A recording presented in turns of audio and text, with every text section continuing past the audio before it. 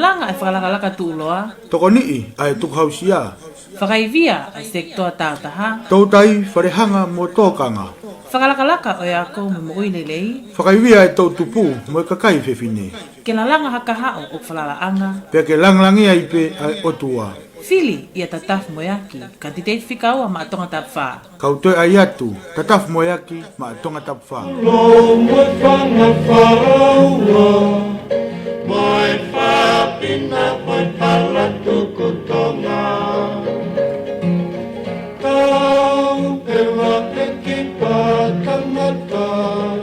O mamata e no ova e popua. Peta ewa e kafe olewa. E matangilangi'ia e tonga. O si befunga toa faleka. Langa o funga sia. Halalele kuo o toa fa. Matanga ia olo toma fanga. Kiki anga ia inga ikakala. Oka info e sola onelaka. Mai katuwe, peta fia, peta popoe. E koka papuna e kirikare, one hiki hake e no fokoe. I e langa moe fakalakalaka, lolo mana ia moe ngahi kasa. Wini salote koe lau kaha'u, mo papi fo'ofo'o e mu'anga. Hala olo mui hala pai pasi, ke whakame'i te talapeangai. Oku ilo e te tauke e no foni, se isa e ke ilo ia mai.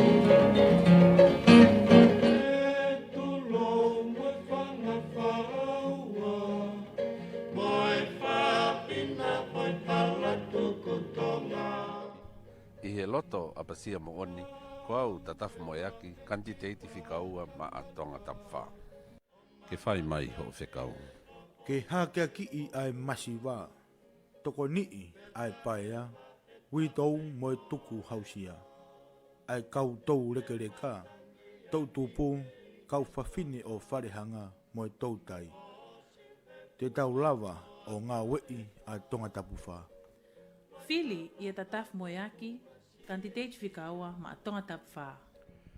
Ki hoku famili, ngahi maheni, seasi katolika, pe moe ngahi funga waka e lotu. Whakamore ala. O mai haak whainga maarie, ke hufo ou koe whakafofonga falea ma tonga tautaha. O kurea pe a ngāwe. Fili a Tatafu Moeaki, kanititeiti Fika'ofo'ofa ma tonga tautaha. Kau mai, ke ta ngāwe i ho tau whanua. Hei kai te u palo mesi, ka tau nofo ki he mooni, i kai koe tukuhausia. Kalu se whai, i kai koe mawhai, pe pātolo aki ai taki LELEI, pe moe whaitotonu e ngāwe e pureanga. Founga fo'ou ki he ilo, moe pōtoi ngāwe, palani, mohono whakapa'anga. Ke tau fakatahai ai kāinga, koe uhi ke lata e sola, pe moe tua melie ki he ofa ma tāpuaki o tau eiki. Koau en Marie Wele, o ko popo a pita moku ki famili ki a Tatafu Moeaki. Ko kuhingoa ko mele havili, ko teke a pito a Tatafu Moeaki ke popo a pito ki he tonga tautaha. Koau salom whakatawa, pa ko popo a pito ki a Tatafu. Ko hingoa ko noa lolohea, pia o ko popo a pito ki a Tatafu Moeaki.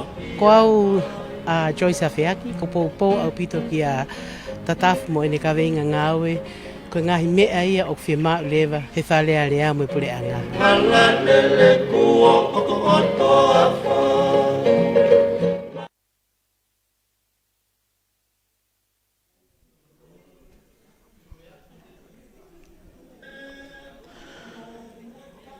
Kore peke o whamalmala te ngahi tarawhatapka katok wha o atu me he tau pesi Facebooka, Broadcom, FM Broadcasting ka ata ke whahokat ai tau whamawhola koe ni o atu ia mi he holo kalampu mosi motua ai i Anana i maofanga.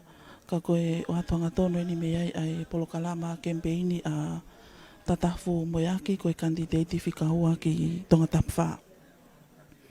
O kua tae tari whewhia ki mautoro kotoa pe o mo mea mai me he ngā luope kai tautau te whito ke kai ngā o tonga tapwha o tau kau whātahi he pēsi koe ai Broadcom FM Broadcasting tari whewhia ki mautoro he tau pēsi Facebooka i he fefine ke tau kau fakataha i hono amana ke whakahoka ai polokalama kemipeini koe ni a Tatafu Moeaki, kanititeiti Fika'ofo'ofa ki tonga tapwha. Aho tūsi te eni koe aho hiwa eno Novema, aia koe tau toksi tua mai eni me he tau lockdown ni koe ana e whahoko he wike ko mali watuna. Pana e lawe i pētā kotoa na e keke lava whakahoka ngā hi whataha kemipeini. Ka koe aho ni ko kamatan ke hoko atu toi pēa e ngahi aho pēa tau wa watu ke Fili falehanga whakahauko ia aho tahawalu ko ia o Novema. Koe ngahi Vahenga ko ia o kukau ki ngahi kolonia o nau whamarmalu i he Vahenga ko ia o tonga tapwha. O ku polokalama ko ia e whiawhini u kau whata kene Anana mo Umusi. Pea ikai ko ia pe ka kukau ki heni mo Houmakelikao ko Tauriki, whangaloto, popua, pātangata, ko sia haamoko ai ko Kumifonua I pea peheki maofanga ai ko ngahi kolo no nau i he Vahenga o tonga tapwha o kunau kau ia i he tau i he whiawhini pako ia ata e whaafika te motolon ko toa pe ai kainga o tonga tapwha o mo whanongo mai ki he tau polokalama koe ni hono atu whakataha ia i he tau pēsi Facebooka pai toko atu he tau retio a pongpongi i hane mau mahari o ku whawhi ki motoru ki he holo kalapu mos koula ai ko he holo eni na e ngawe aki he e kalapu mosi motua o ku hiki e kalapu mosi e taimin ke whetu e taha ka o ku koe holo koe ku kukuhangat peki he apiako 140 ka motoru tonga tapwha mo ewa mai ki i whakataha kemipeini koni a Tatafu Moeaki whawhi ki motoru tatari whewhia ki motoru o si mo wakai mai pe i he tau pēsi Facebooka ki hene ngai whae pea moe uku i heni moe o si i heni moe kanititeiti ka koe e ki minista ia ki he pot ngāue ki he ngāue Fakalakalaka whaekonomika ko Tatafu Moeaki ka ku pole ki he whatongia ko ni kene hoko ko ha kanititeiti ia ki tonga tapwha. Tau ke i taritari peo te ke mau maria mai e kāinga ka tau kamata ka ku asi pe me he ngahi talanoa ku whai ono talanoa mawhana alo ngahi whae ai nau pou fia mo e mawhana ke nau kau ki he pou ki he kanititeiti koe ni, Tatafu Moeaki. Ko he kanititeiti Fika'ofo'ofa ia i tonga tapwha.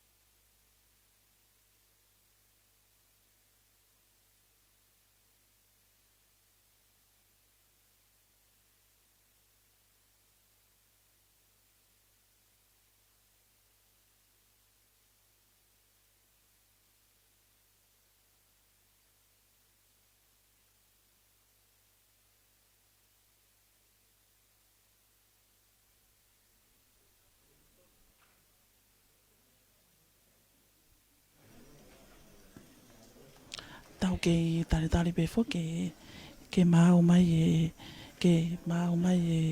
kainga ka tau toki kamata nai fo ke parani mo fo tu ke tau kamata ho ko fitu ka ko hui fo ki ko te ke mau mai kainga pa ko te tau ki tolo mai pe tau taimi pa ka te pe tar fefia ki motor mo me mai me he ngalu pe ko MC o fefine ko Frank Mateo te nga Faka'ofo'ofa te tau polo kalama te ke ma wen hal tau la polo kalama ke o ate tau hoko ko ia e tau polo kalama ki he fefine ka ko MC a fefine te tokanga pe o atu e tau hoko e tau ngai polo kalama ko Frank Mateo ki motor ko ia mo toki me ato mui mai ki he tau polo kalama ko o atu he tau pe si Facebook ko ia e .com FM broadcasting ka ko o atu hanga tone nia me Anana me he holo motu a ko ia mos kalapu mos kola mau tu po hanga tu ke apia ko mon 40 ka pau ke hata ke fanongo mai o ke fiu kume fe tu ko ni mau tu po hanga ke mon 40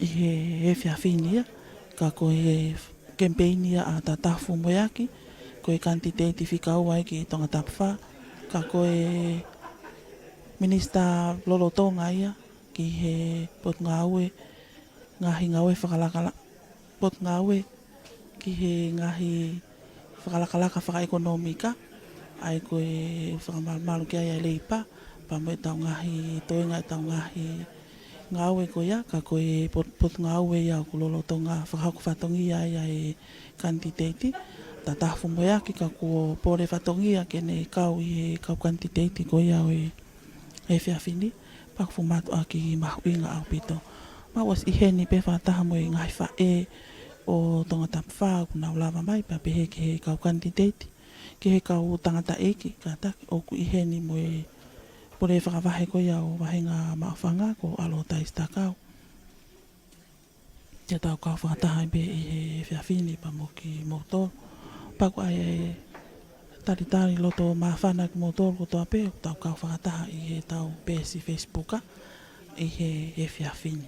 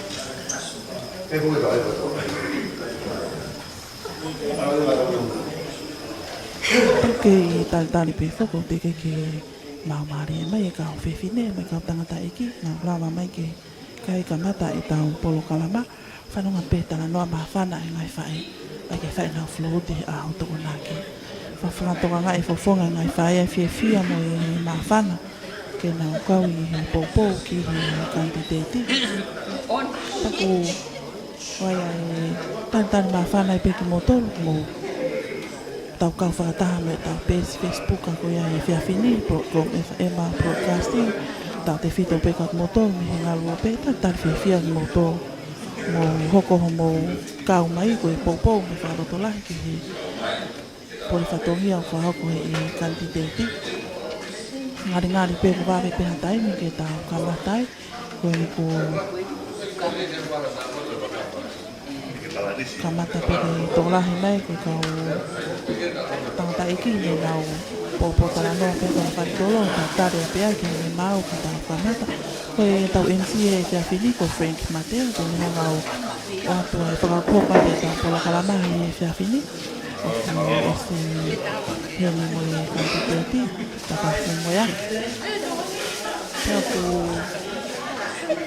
fa fefia au pito to pe ha mai asi i pe a te hoko e Fili falehanga a ta maro no vema pe ko e fakataha ko ni ka fakataha ke ni Anana mo Umusi ka fakataha ke ni Anana mo Umusi ka wai e toenga ko ia ngahi kolo o na whakamalo ko ia i he Vahenga ko ia tonga tapfa ka o ke ia Houmakelikao ko Toutai whangaloto pupua patangata sesia haamoko mo Kumifonua I pia mo mawhanga ai ke ngai kolo ia kuna kau ko ia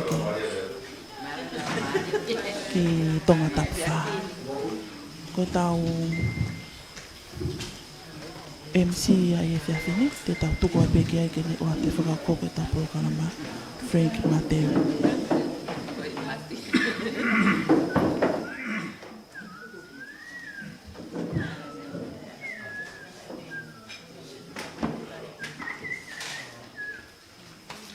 Kolegi u whātulou.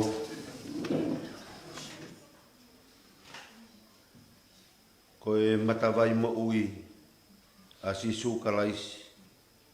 Ko e waifa mo ui a lau marie.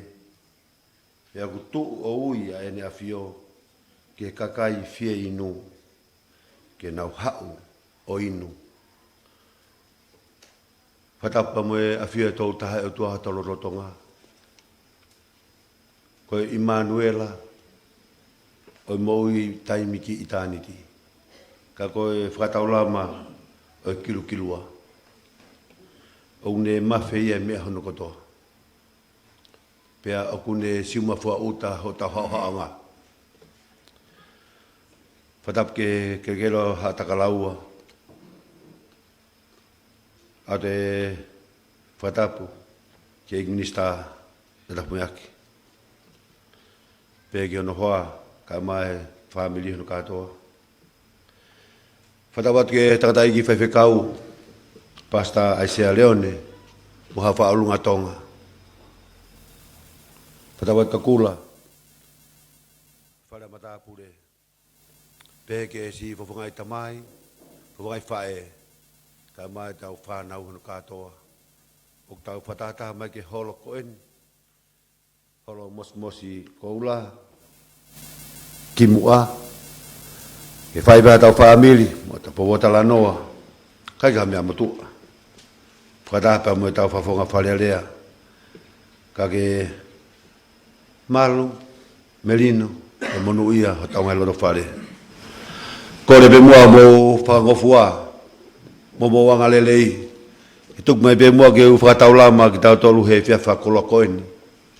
Ka ki mua ai, ko kore mua ke whakatau family, pa ko kore heni ke whaiwhekau Aisea Leone, whamone more, ka te whai mua tau family. Malo.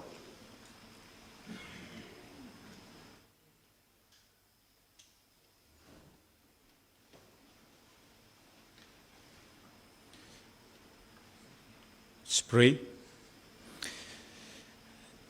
Dear Heavenly Father, we come before your presence this wonderful evening.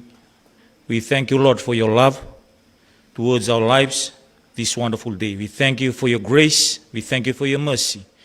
We thank you, Lord, for your protection and your guidance of our lives as we gather together, O God, in this wonderful place this evening to give you praise, to give you thanks, to bless you, and we thank you, Lord, for all the wonderful and the great things that you have done in our lives. We thank you for your Son, Jesus Christ, that came and died for our sins so that we may have life. Lord, we thank you for all your people that are gathered together today, Heavenly Father, for a purpose, O God, that you have already known, even from the beginning of our lives. Lord, we pray and we commit this wonderful time, Lord, of gathering, O God, in this place today. We pray, O God, for your guidance. We thank you, Holy Spirit, that you will lead us and guide us for today. We thank you, Lord, for all that we will come and receive and hear together today, O God, regarding, O God, the preparation of the general election. Next week, we pray and we commit unto you, Lord God. We thank you for your favor and we thank you for your blessings. We thank you for your angelic hosts, O God, all over this place tonight. We pray and we uplift your servant, Lord, unto you, Tatafu Moeaki, for the preparation, O God, of the election next week, O God. We rely unto you, Lord, and we look unto you, O God, for all your word says, O God, that many other plans in a man's heart, but it's the Lord's purpose that will prevail. Lord, we commit and we pray over his life, O God, today. We thank you for your wisdom. We thank you for your guidance. Today, O Lord, as I stand in your presence today to declare your favor, Lord, your blessings and your goodness will follow after him, O God, and all the members and all the families, O God, that are gathered together here, and also for those who could not make it tonight, Heavenly Father. Lord, wherever they are, we thank you and we bless you for tonight. We thank you for the nation, the government of Tonga, O Lord. We pray for your wisdom, Lord, and your guidance over the leaders, O God, of the government. We thank you, Lord God, that your way, your will, and your plans and your purpose, O God, will prevail over the nation of Tonga. Lord, we come against every evil forces today. Lord, all the works of the enemies, we come against it in the mighty name of Jesus. And we declare, Lord, in our prayer tonight, that your will and your will alone, O God, be done in their lives. We thank you for all the people of Tonga. We thank you, Lord, for all the islands, Heavenly Father. Tonga Tapu, Eua, Hapai, Vava'u, and Niuas, O God. Father, we pray, Heavenly Father, for the upcoming election, O God. Lord, we just thank you, Lord, that your will be done, Heavenly Father, in this nation and all the people and the land. Father, we bless you and we thank you for tonight as we come and we commit, O God, this wonderful time to you. We thank you, Lord God, that you lead your people, your servant tonight in this place. We thank you for your guidance. We thank you for your presence. We thank you for your Holy Spirit as we commit our lives and we commit this place unto you. Father, your name and your name alone to be glorified in this wonderful meeting today. We thank you and we bless you as we return the glory, the honor, and the praises to be yours and yours alone tonight. In Jesus' name we pray. Amen.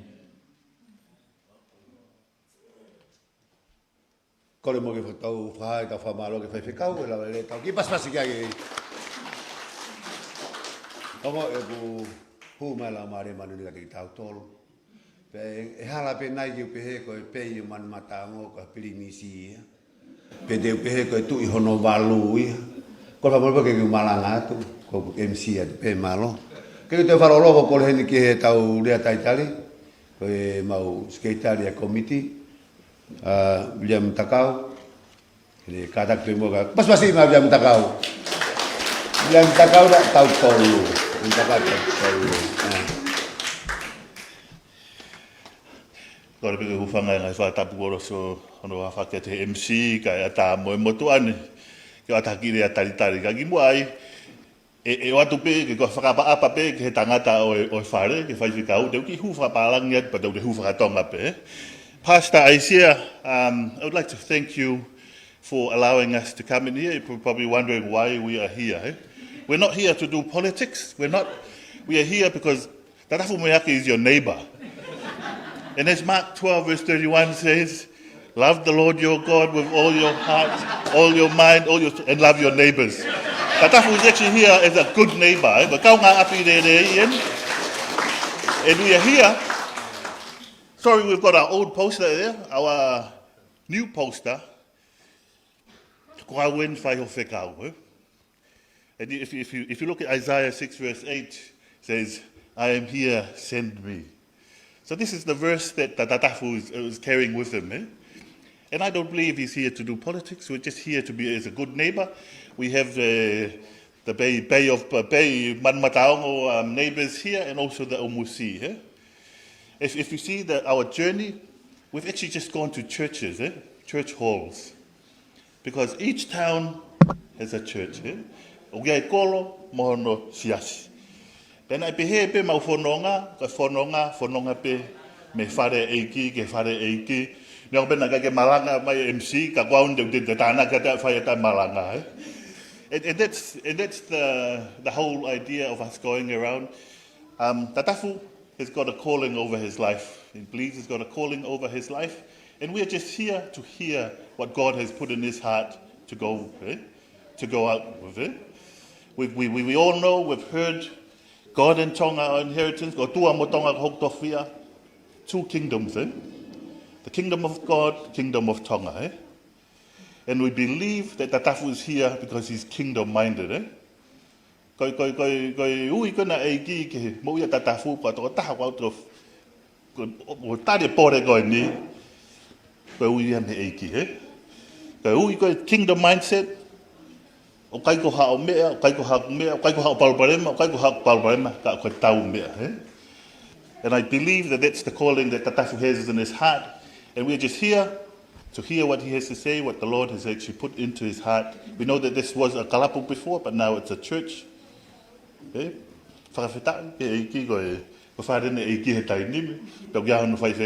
we thank you. And I'd like to welcome Tatafu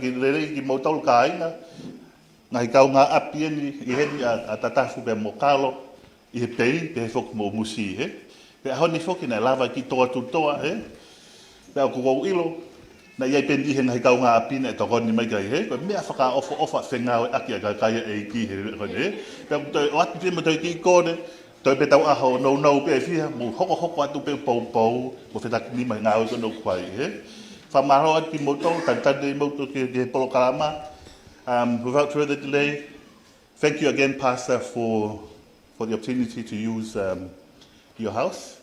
And I'm sure you came expecting to hear Tatafu speak. And without further delay, I'll pass it on to MC Malo. And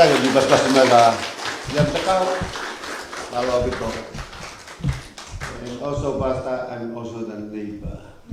Next door. Kasi mo hama o rea ko fakataha'anga kaya binakan na galim.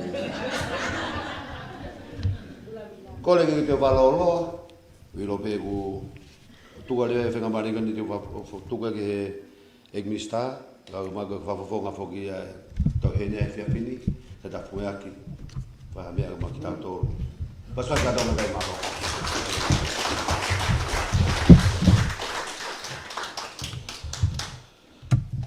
Troa pepa Houmakelikao whawhanua, pia kore ke uhawa penga I talakakato talo whakatapu whai katoa ki sima whauta.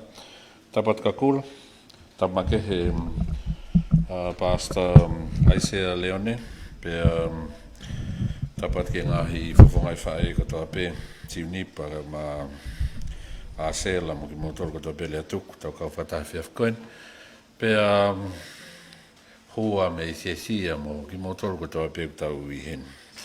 Ko e whakaroka te au e whewkoen, ko e te lava mau haki taim ki te viro mai ko tō kau ngā api. Pea ku lau he motuan ko e koloa, tata te whito ki pei o manmataongo, pea pe hebe whoki ki he Umusi. Pea o tau whawhetai pe whenga maare ko ni ko hiu kawa e pe pea mo e tau whanonga mai he o pe he whoki ki he Fonua. Ko e kawinga ena ko tau sianga pe kia pe haa pe he ngāhi pas he posta. Ko e whima upe ke tau whafoki mai ai malu pe mo e merino tau Fonua. Ko e ngahi mea pe nā tau ma. Ka oku alu pe ai taimi whai ai talanoa LELEI pe mo e ngāhi kolonia ka maa si ngāhi kurupu kakai fefine si kau ito. Oku toi mahino LELEI anga ki he motuani ai maho inga. Ke tauhanga whakafoki mai, ai NGAAHI Otua ho tau kakai. Ko kamata ke Māoria, ko uhi pe koe Fakalakalaka. Pea mo tāo taimi, pea o whemau ke whaiha tokanga makehiki ai. Pea koe tālai a ene awhio, koe tālai ha o tau whanua, nāne whai ke wharea rea. Ai fie mau, ke tau Fili whakapoto-poto, he tau Fili koe nuk whai hewi kaha'u. Fakataha ne ai ka venga ko fie rea kia he pon, pea kau kia mo e mahu inga koe ni o e wahe tāu, pea mo e ne tuu, pea mohono wheto o aki, pea mo e wahe tatau. Ai ku mahu inga pito peke he motuan, ke tau whilongaki he mea koe ia. Koe lava o whaiki isio hifo ke anga e tu e Vahenga, oku iai e kakai lelei au pito he Vahenga, o nau mao e whakailonga ko mata i tohi he university, ai aku whakafufua i tonga tapwha u laka hake he tolu ngeau. Ko ki nau tolu koe o nau mao e mata i tohi ua, o au ki he masters, u laka hake he te au. Ko ki nau tolu nau mao e mata i tohi whakatoke tā, o laka hake he hongo fulu. Ka pao te mou fua mai, koe fuu toko lahi eni, o e kakai lava mea, ho tau Vahenga, kakai o ku nau mao e maama whiunga, ke nau kau he pole ke whatongia, hono tataki ho tau whanua. Koe aho ni koe toko tolu pe, o ku mau pole ke whatongia. Pe ko whaam ke tau whilongaki tonga tapwha, neongo koe toko tolu pe o ku pole ke whatongia, kau kiai amanaki lelei, e tu umai ai kau taki maama koe ni mo taki ama he Vahenga, ke tau hanga langa he tau whanua. Pea kou te tokanga makehe ki heni hono mahu inga, kou ongo i he ki taimi koe ni kou pore fo mai ai ki he whatongia mahu inga koe ni, neongo ne lahi pe taimi ngai whapureanga koe he sevani tivile, o ku hange ulahi ono ngahi whakawhainga taa. Ka koe ne whainga taa nge hala, koe ne whaingofua nge ia e te pore ki he whatongia. Ko hono whakatonga koe hoku hingoa, ko tatafu. Aia kono hui ko he pay o man mataongo, when the going gets tough, tatafu gets rough.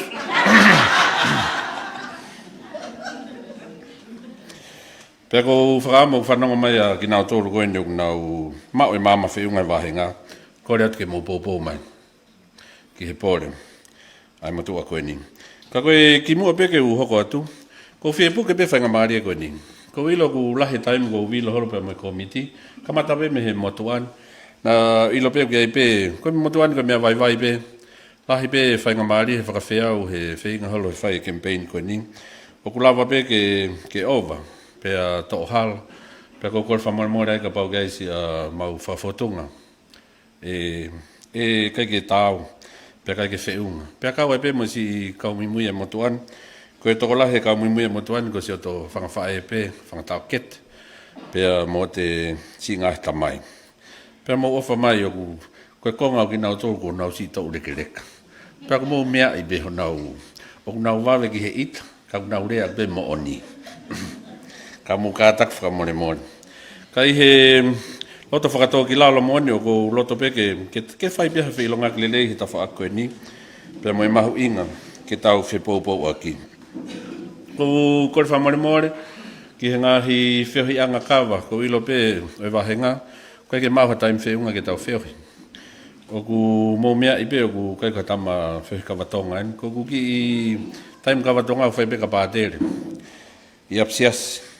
Mo fukumi e beha ki i taim ke whaiha kore whakamore mo hako whesio he ngai taim lahi pehe. Ka koe ngahi uhinga whakawheohi pehe ia koe kore ulahenga ke waroko kore Tokoni'i i he taim i whakawheohi. Pea kou whiefia he whaingamare ko ni tau heni pea mo Vahenga Umusi aki Waikiki. Umusi o Waikiki. Pea mo e kaha'u o tonga. Pea kai pe foku me konga hene o Houmakelikao.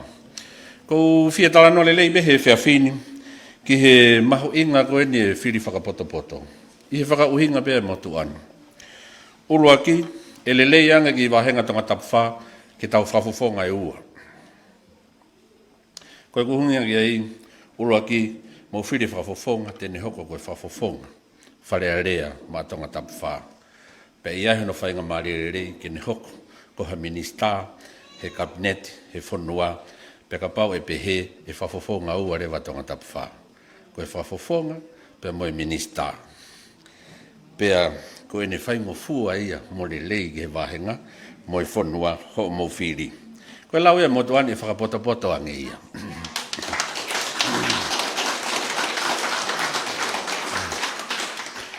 Koe motuani o ku Fili fo'o, pea Fili Toutai. Pakua manaki pia ku mahino o bitoi. Pea na e tokanga motuani koe uhi koe ki taimlahi kone ngāhi pureanga pea mo te ngāwe atu ki tua pureanga. O ku mahu inga bito ha te kore ki ha whatongia fo'o, ke te o mai ha te ngahi tohi whakaongongo lelei. Tohi whakaongongo lelei mi ha kakai o falala'anga. Kakai ku nau osi whakamahino i ki he whonua, ku nau lawa whai whatongia lelei, ku nau taki lelei, ku nau ngawe whakataha. Pea kou tokangi he nihe kou hi kou tui na mo mea i pe he ngahi wike koen tau si tua me iai. Nai whai tokanga lahe motuan. Ke o mai ai kakai koen pea me he pureanga. O kuna osi whakamahino i, ai nau ngawe lelei, ngawe oskia velenga, ngawe whakataki lelei he whonua. Kai ke ngata pehe pureanga. Kai pehe fu kakai me itua he pureanga. Kakai me he ngahi kautaha businessi, whaiwhe ngawe aki. Ke nau lawa o mai ka te kimotolu, ai ngahi whakamooni, whakafoi tui, ai whatongia, pea me ngahi mooni i mea, e lawa he motuan. Pea koutui e Tokoni'i au pito iyo, ki ho mo Faka'ofo'ofa, pea mo Fili whakapoto, ko hai, o ku whakapoto, ki ho mo Fili. Koe mahoinga taha mahoinga ke tau sio whakapoto ke ngahi mean. Koe ngahi fika koe e pureanga he ahoni. Kau ai ngahi lipot falehanga, lipoti pea mei he statistika. Hange pe koe tau ko fonua Fakakalaka tongani pa koe ngāwe ku lahi apito ngahi ngāwe ke whai. Kau to e lahi pe mo ngahi ngāwe na te eki ke whai, kana e tonu ke whai. Pea koe anga ia lau e motuan, koe uhi koe ngahi hange ko mōria mo ria kina koe ni, ko mōria e ngahi ngeia Otua, koe kakai, koe Vahenga, pea MOE FONUA.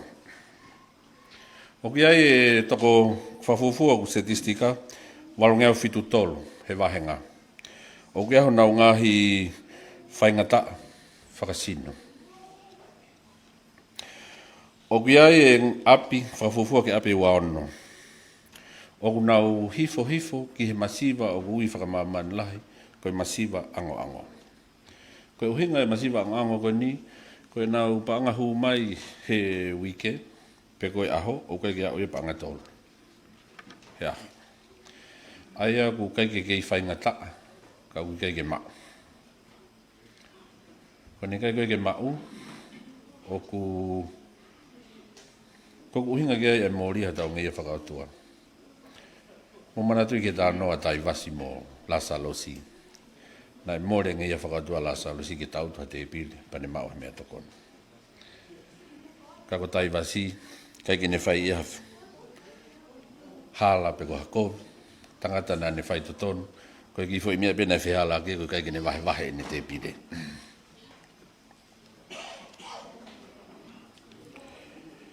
O kia api e uangea ua walu. Koe whakafufua pen, o nau kei utu vai inu pepe me kau ngā api. O koe ki nau mak pen nau vai inu me nau api. O kia api e laka hake tolu ngofulu. O te kei ai ha kapai ngā beha lea whai ngofua ho whanga whakatapu. Ki ai ha toilet pālang. Pea pehe pe mo e whafufua he laini tatau. O te kei ha auhila, nau ngā pe kalasin. Koe whika nā kua hovare ega nei, nā e hovare, whakahovare peka te au, ka ku kohu ku ngahi kau ngā pi o ku keike ua hovare. Koe kau i tau pia mau whanga pe. Kau pia Houmakelikao, kau keike kau kia popua, mo pātangata. Toko ua ngeo ni matolu. Ai koe kau tautolu ia, kua mōre ho nau ngahi falala'anga. He Vahenga. Koe ngahi whainga taa koe ni he Vahenga. Koe mea kua mai kia te au, ne asi a rea LELEI pe. Ka ku tokanga taki he whapoto.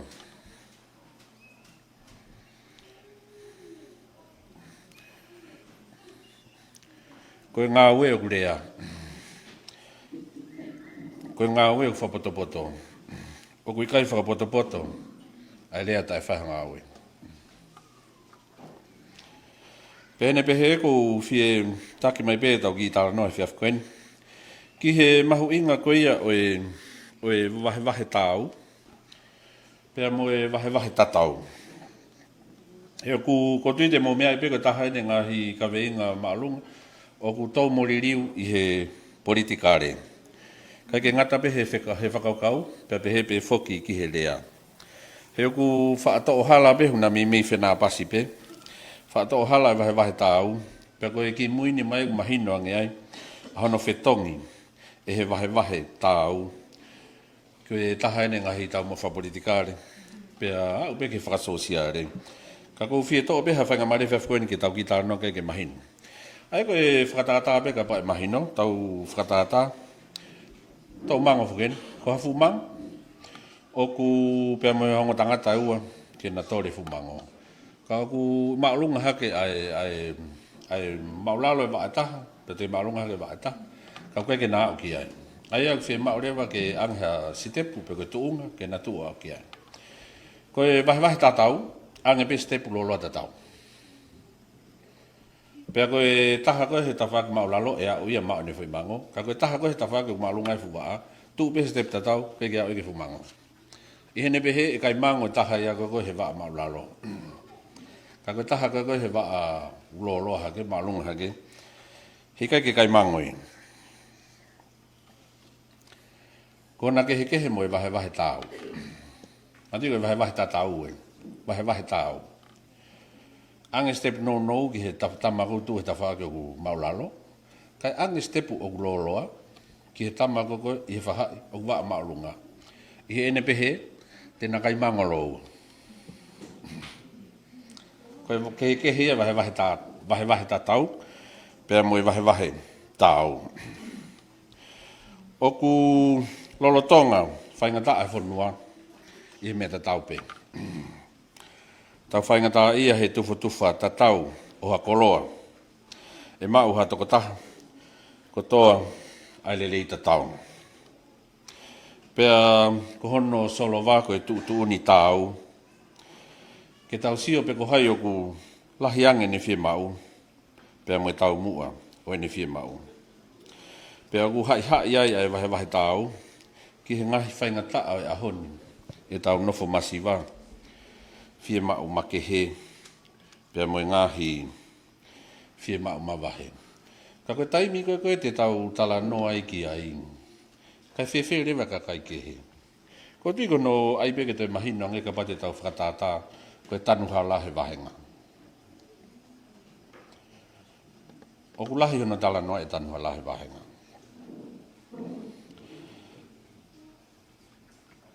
Ka koe taimu koe te tau whewusia ke tō mai ai tanu hala mo tau tolu. Ko tui te tau mahino ngofua pe, o kia whetu iha ke tanu nau hala. Ka koe mea ai au mahu inga. Pea o ku fuu fie mau au pitu. Ke tau tala noa lelei, pea lawa ke tau mahinoi, ai uhinga, ke tau ngahi. Ko fie tala noa ke hini te uhau rewa, ke whakotutu, ko whahe motuan, o tau moririu, o tau tala noa ke ai. Ko anga maheni lewa ke he politikare whakatemo kalati, ai toko lahi. O ku nau loto taha, pe ko whee kulupu, o ku whee mau iwiri ange ai Tokoni'i. Ka whainga taa au pito ke nau loto taha, ki he whaunga, hono whakahoko, ai Tokoni'i, ke wahe tau. Pea ko tui wanga maheni pe, o ku ose te ngahi lau ta, moe ta. O ku kei tā langa i pe wahe, kau ki kai ke hoko. Ko e whakatata mahino pe heni ka pate tau ngā pe whai ngofua, ko e paanga whakawahenga, pe ko e constituency fund. Ka pate mo mea i koe kātoa pe me tonga tapu whā, tonga tapu urua, ki wau ke tonga tapu hongofu, tatau pe mo eua, tonga tapu tahataha. Alua te ki hapai nau tak tolu kilu pe. E pat set fōko ni. Ai au nau wahe tatau. Koe wharearea koe tau nina te kei ke whanonga whakotu mai ke wahe tau. Hau rewa ke tonga tap wha. Ko te sio koe he ripoti o ku kei wahe tatau pe. O whakafoi ulu. Panga tolu nima ke foi ulu. Lau rewa e tokolahi e mawhanga. Hua. Koe mea usia ai. Koe vahe tau, na tonu ke ange loroa ke hua sia o whainga tā. Tau ai be mahino. Koe vahe tau ia. He unau lue mai he tafe. He aha kotoa pe. Ka koe loto pe ke o mai. Ke tau lava o sio ke mahino. Ai tala noai. O e vahe tatau. Mo e vahe tau. Ka te ufoki mai ke he nihe koe kehe koe o no talanga e mea koe ni. Koe whotutu e motu ani e koe whotutu ngau. E mea ke whai. Ke maa e vahe tau. Ka koe kai koe no tala noai. Pe kai ke whotu. Koe lau e motu an. Whai ngufua pe koe ne kamata pe pure anga fuu. Whokotu hatutu ni whakapure anga. Ai moha ase ni ta whakafonua. Koe pure anga. O ku vahe tau. Pea whakatatau ke kupu uruaki. O e tawataina ko nisu tone. Mo e kupu tahafitu. Ke whai tatau. Ke taha katoa behe fonua. Pea me he ure pure anga. Hufanga whakatapu. Pea e aonga lahi le vaeni ono whakahifo. Ke ngahi mea umahu inga ke tau mo ui. Mo i lelei. Koe a ko. Pea mo e hao e be me ngahi mea makehe. Kaku katakpe kato. Ki lolo pe whakahoa. Kako amanaki pe ku uhinga pe ka tek moto. Ke tau ki tala noa le rei. Koe tau whakahifo teno tau waka. Koe haa ngahi mea mahu inga e whai. Ke tau maa e vahe o tau ange. Ke tau nofo. Ula ki ko loto peke ki whakakehe. Ke lava ke tau whilongaki koe anga koe tau nofo e Vahenga. O ke ai ngahi ngau e lalahi au pau ke tuku e ke pure anga ke nau takimua. O koe ke uhingan koe ke hawhatongia ke Vahenga. Tukuange ke pure anga ke nau takimua, hono whakahoko, ka tau nofa tau tolu, ke whakapapaui, o ku vahe tau. Ai ko whakatata peke koe ako, whatongia pure anga ai, o ke ano whatongia te fito, ke ako te fito. Ako toka teu, kintaka teni, ako lautohi, aroa ke wau ke form 2, pia mo ako korisi. Aroa ke ege ako maulungange o se korisi. Mea tatau pia ke tau tukunga mo ui. Kia tau whare mahaki. O ku kai ke tatau e loloa pia mei maufanga ki whare mahaki. Pia mo te whenga mai mei niuta oua. Kai ke tatau e te whenga mai mei hihifu. Ki whare mahaki. Pia te tau foki mai pia ke ngai whatongia ki halapureanga. Ko e whaitoa kona tapu he fonua. Pia mo e ngahi whakatamaki ko ia. O ku kotui e mo mea i lelei pe a hono e ne whakapatu he tau no fo pea mo e futu oni whaingata o kune a mai ka te tau toru ko e wheriri wake e a ko e taha ene ngahi whakatamaki o ku puria a pito ke tau no fo ka o ku mahino a pito ne whakarilifu ke whanua ko e tu ko e atonga au tau whikaua i mamanu ki he laweango fuataha ki he ngahi whakatamaki whakanatula wheriri wake a ea pea hawai muno ngahi toko ualahi, toko asisi, ko e hake mai ae tahi, ko e tsunami, pea mo e ngahi whakatamaki kehe. Ka koe mea mahoinga ngai ta whako ni, pea koe ngahi langa lalahi, halapureanga, koe wafu, koe hange koe tau ngahi, koe uhila. Ka pate mo whatonga ka matan ki hau i maafanga no whaka netweka fo o maafanga. Ai aku tō mangahi po uhila fo. Pate mo whakatoka ngā e ku kai ke te haupi o lunga taki, ka koe alua ko mo api o alatu i lalo. Take atu i lalo. Koe lahi e whaingataa he tau matang koe koe kita, koe fwoi waha a koe po uhila ki ho api pa nei whakatu tāmaki. Ai koe te miniu alatu i lalo, kakake piho ve whare ki he mita. Koe ngau e na ADB, mangahi kau taha tokon kehe pen. Wau mai kehe Vahenga. Koe vai, ko ti mo mea i pena se ate nai ngahi whika. Ko ki nau tōru kou te kia o vai ko nau api. Ko tui mōri hau nau ngia Otua. Ke nau mao e ngahi nau e tau nofo maa. Pea mo e ngahi monu ia kehe pehe. Ai aku whakatau mua ke taha ngahi Vahenga. Ai mahu inga ke whakafoki mai monu ia tau Vahenga. Ki hen. Ka koe ngahi ngau e pure anga. Koe mea mahu inga taha hen ke whai kia. E whai fuke nau ngahi ngau e ki he whanua.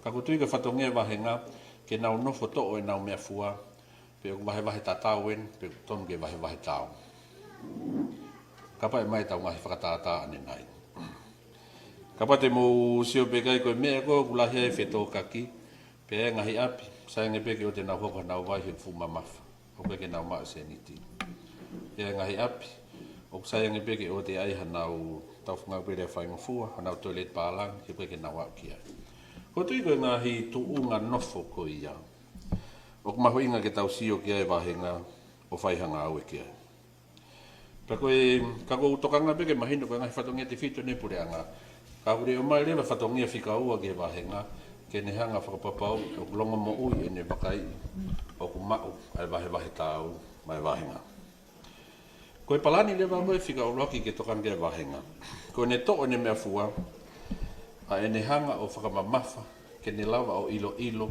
ai ngahi vahe o taitau ko ne iai peha ki mea o taitau hanga tu kia e ne prokalama tokon ave ke mo ne tokanga ke whakanau kakatu ke o to o au pito ai taitau mi Vahenga ka te uwhi e ki tātala nunga tu peki he tapehepe hange koe ako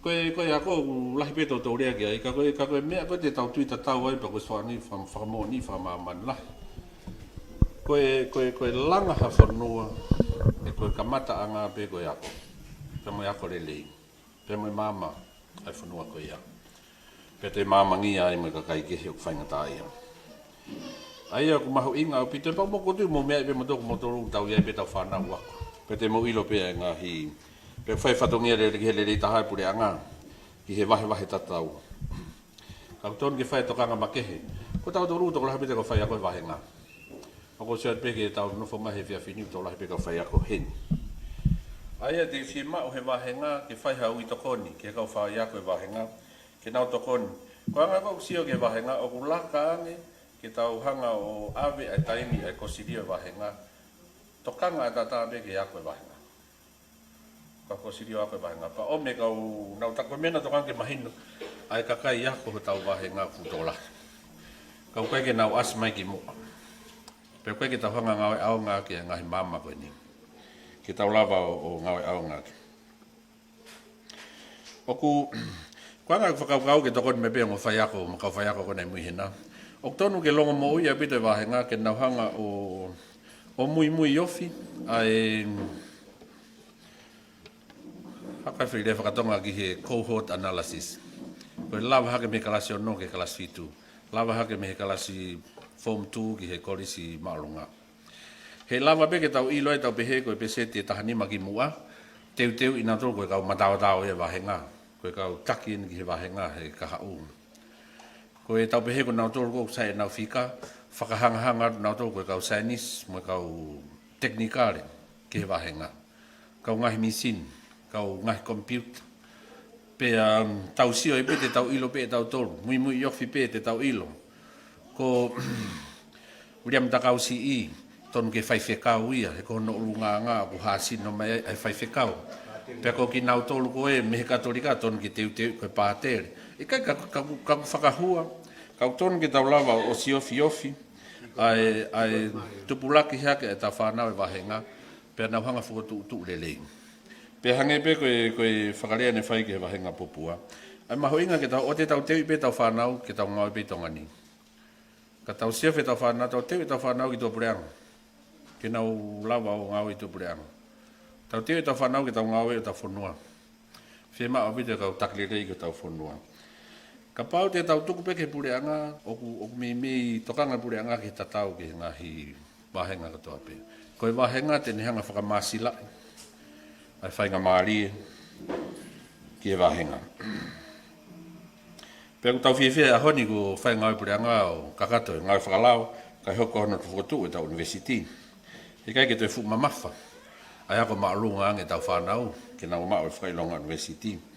Pea koe tumu o e a honi ko e lahe polo parema whia maa o apito ai tawhaaki matao whakawharei.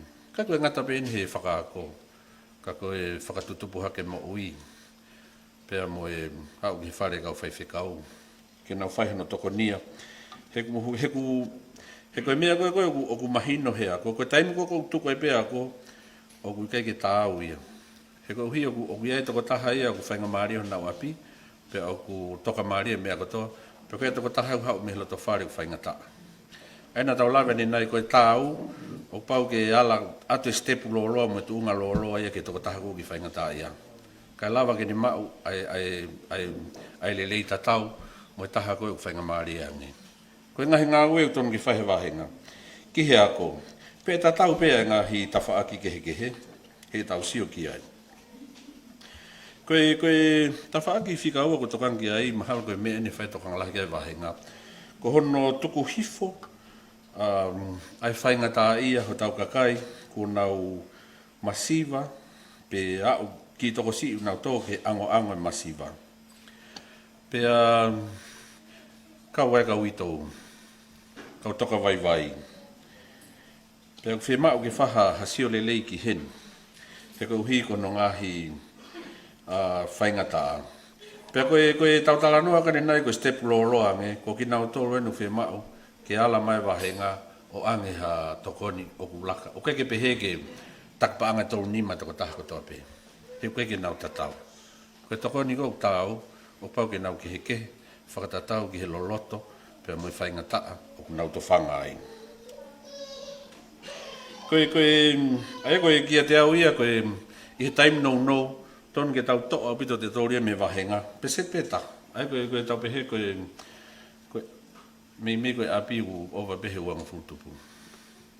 Ke tau hanga toa pito, tau hanga o whakakakato ngai whia mao te whito api koe ni, iha tau e ua, tau tō. Ke o te efu masiva ango tau Vahenga. O ke arewa mo e pese te ua tolu. Ai aku mi alu atu e nia ki he api. Alu atu ofi he api e whangeau. He Vahenga. O nau whainga ta. Kai ke mao e tatongu hila. Kai ke mao e kai hoa tolu he aho. Kai ke mao e ngahi mea te fito ki he api. Kai ke ngata pehe mea Tokoni'i. Hange koe malo e ki fale. Ka pau mau halu. Pa mo ngahi mea pehe ngahi. Tai mau ai. Ka koe ngahi whainga ta pehe. O ku kai ke ai hawa inu koto api pehe. Ka te toe kumihoro ke kau ngā api. O ku kai ke te mau ngā ue. O ku iaha taha whainga ta e whakasino. Pe toko ua hato api. O ku ia befu ke Tokoni'i pureanga. Ka mu mea e whangatangata pe. Koe Tokoni'i ko iau wahe tatau e toko taha koto api. Neongo ku ia e whainga ta au lahiang. Pe whainga ta au ku sisi yang. Ka koe ngahi mea mahu inga nia ke te au whaipe whatongia e pureanga. Ka mahu inga ke he Vahenga. Mahu inga whau ke he Vahenga. Ke ne halote mo ne lula o fusi ke tau. Koe ngahi api koe tau pehe ku keke na whawhainga ta. Nau ke mau ngawe pe. Toko taha pe koe he api mau ngawe. Ka koe ke lava o langa ha whare whiunga. O tonu pe ke whaha ngawe atu ka teke nau tō. Koe ta whaake ke whainga ta. Ke o atu ha step loa ka teke nau tō ko whainga ta. Koe mea mahu inga pe whoki e taim tatau o ku ke i longa mo ui pe. Ai ngahi paanga. Me whakatupu paanga ha tau whonua. Koe uhi ke mau ai ha whainga maari. Koe ta whaake ko niu tau moririu e tau rea ki ai. I he kai ke ngata pehe ngai businessi. Kakai ngoe Vahenga. Kakai Toutai. Pea moe ho ik fefine. Ngai kulupu fefine. Ko tui ko motoro ko si tau moririu pe tau tānoa ki ai. Pa koe ke te loto ke tau whakalolo ki ai. Kako tokanga pe ke te whakahokat pe moe tau tokanga. Hange pe ko tānoa ni nei. E mahu inga ke tau teu i he tau kakai. Ke ua ngata pe i tongani. He whakatangata pe. Ngahi ngawe anga mau i tongani. Koe taimini koe ngahi whainga maari e ngā ue. Te kai ki hatu tau kei. Ainu ka pai ngā bere a whainga fua. Hange koe tō rima mea pehe. Kau ka mata aini ke whakawāwa mahi pureanga. Pea moe ngahi ngā ue whakatau kei. Ai ko tui nei whai ai lau ki ai. Koe taimini koe hoko koe ko viti whakamaman lahi. O toi fuwhia mao pite kau ngā ue tako lahi. Kau toke tā. Kau nes. Koe kau hui vai whaito i maman. Pea ko mahu inga pito ku toka e kau pea moe ako nesi. He konga university pureanga. Ka koe tau mua ke te whakatoko lahi ange tau kau ako nesi. Ko taimini ko no lelei koe koe hou ek fefine peo kei nesi. O ku toi lelei ange nesi a kakai tangata he taimini. Whaalahe telefoni hou ek fefine kai. Whamatu ato peta mai tangata. Ko telefoni peo wakai o matu ape. Nau whewhea. Pea moe ngahi tawhaak pehe. Koe konga mahuinga pe ko si o hatu pe fuatutu. Ai mahuinga ke tauhanga o Fakaivia, pe mo whapapau i o ku ngāu e mo longa mo ui. Ai ngahi sino he tau nofo, he Vahenga. Ai ko whaataurea ben, ai whatongia e siasi, ai whangawakai lotu. O ku kia te au ke ta whakalotu i au mimi taku mo pe ka whaiwhekau. Ka koe nau whatongia whakatauhi kakai koe ni hange koe kau waivai, koe tau tupu, koe whanaua ko. Ai siasi, whainau toka makehe ki he kakai fefine. Koe ngahi whatongia koe niu whetau lak LELEI pa mo e tau ngahi lula koe ni ke wahe tau. Ai ene pe heu whai whema bitu whai toka makehe. Kia tek nau tō. Koe kakai fefine fuko kakai loto LELEI. Pe o nau sayang e nau ngau e fakataha. Pe mo e nau ngahi kulupu. Ai a kau ku whakaholo mui mau pe. Ai whakasi isi i he ngahi hoa tangata. Ke anga nau se niti ke whai ake nau ngau e. Hange koe nau ngahi lalanga. Pea nau lawea ngofua rewa ke nau o kumipaanga. Me ngai programa no o futotongi lahi. Pea nau whainga tā ia e. Ai koe ta whakain whai ke ngai pureanga. Tu ke he peto koe makehe ke whakaingo fua. Ai mo anō koe ni. Ka o ko si mao mai mo i potu ngau e utari whatongi kai matuan. Ke whakafo'ou mai ai credit union ko tau whaanga ki ai. Ai koe programa no pe moia. Ka ulawa ke Fakaivia he pureanga. Pe ko ha panke, pe ko ha tautaha me muri. Pea ka pau pe he ki klupu koe ni. O ke ha nau family muri o nau mawhana mai. O ku Faka'ofo'ofa. Ke nau Fakalaka. Ai paanga koe ni, ka koe mahuinga pe ke he ni ke nau whemalu aki. Pea nau whaitutu uni pe ke he lahi. Ai ko noi pe koe ki panke pe a klup fefine, pe koe panke a kakai, pe koe panke a kolo, pe koe panke a Vahenga. Ka koe tui mahalo koe uhi ke oe whakamore fefe, te tau lawa pe o kamata ke ha kulup, pe koe ha kolo, pe aura pe koe panke a Vahenga. Ki tau ngawe. Pe koe ne pehe rewa te ke Fili pe. Koko e peu ke pehe ke mea koe ke PSP, LELEI. Kaya ni he ke nau lawa ke PSP, kaya ni he nau lawa ke NCT. Nau mea mai na toke pange a tangata wha. Tēnau. Koe, ta wha ki taha mahuinga, whai peto kanki ai. Ka koe tahen ta wha koe whai e ui, ka te nau tolu kakai he Vahenga ko nau mao e whailonga ako. Ko nau lawa mao ngahi ilo fo'ou. Ke lava he Vahenga puke ni mama ngahi poto i ngau ngahi tau kei ko ia. O Tokoni'i aki ki he kakai ke he. Ko tui koe katoa koe tohina e tui tapu na ki laulau he pe ani nai. Ko ne tala noa koe ni ki he tohina e mea ke e kanari. Ka ko ne tala noa ke ulu akau. Hange pe koe tala noa ke fu mango ani nai. Na kai ke fua mai fu mango ia ke kai pe he fu mango hono fua. Na e fua mai fu mango ke kai he kakai. He api ko ia. Pake wahe atu ke kau ngā api. Hei aku behe whakauhinga. Koe kakai koe aku tokanga ke kakai koe aku mama. Ko nau mai ngai whailonga ako he Vahenga. Mō tuu mai. Mō tuu mai ke ta honga ngawe mea koe ni. Koe ngahi mono ui ako mahe iki ma ngahi mama koe ka tau tolu. Neka ke o mai ako haa tau tolu pe. Peka pau lama le reo tau ngahi whatongia. Mō tuu mai ke tau hanga o whakalolo ate ngahi fustepu ngahi tuunga koe ni ke kakaka ki nau tolu koe whainga taa. Koe tala noa e o whai ke whakotutu ngā ue koe ni. Koe katoa uloloa, ka koutokanga na fulolo. Kau ki tuusat pehe pa, ka te fia pe ka pai tau tala noa pehe ngahi mea koe ni. Ka pau ki aha ngahi whihu. Ka kou fia whakaosi pe ki he Vahenga. Ko fie kore atu ki he Umusi o Waikiki. Pea ka pai o watu ai pe ki he Houmakelikao. Hahake. Pea mo kaha'u ho tau fonua. Tamasiko. Man mataongo. Pea mo hono matatahi. Pea mo ki mo tolu ko tau pe Vahenga mo whanonga mai. Ke tau whiri ki hakonga fo'ou.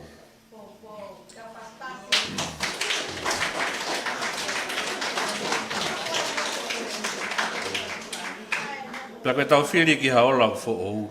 E toki makatuunga beia ha mo tuitala ke wholofola ni a whio tau whiri whakapoto. Katoa ku kianga peo ki whotu atia he whafkoeni. Pea koe whakaloto lahat pe ko mo tolo koe nei, koe matuwhi koe motu anu ke fo'ou. O te mo wiri fia he riri umaha mo whiri ka te au. O te maurivia he Fili whapoto. O te tokanga mo ke kau polisi. E kai, koe kuhinga koe kau polisi na omi ke tau he lao mai merino. Te ke hoha be ke ai ka pau na ki whai hao. Ka pau na u me at ko api mo LELEI. Mo LELEI ka polisi. Koe kau ngau ena pure angau na hanga malo I Tatafu Moeaki mai Vahenga. To mai ho lu ke nau si mau me Tokoni'i ke mah nau I. O te mo tokanga mo to ke uhinga nau fononga. Tau ka tak pe ke la. Pe koe tari whatongia ia mo tuan. Eki ko tatafu eni. Whai mai atonga tau whaha mo whekau.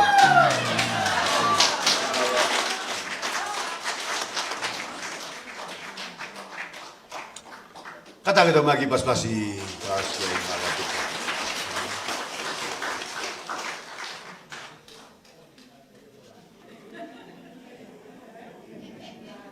Kome ene. Hala pena I ulawa taki.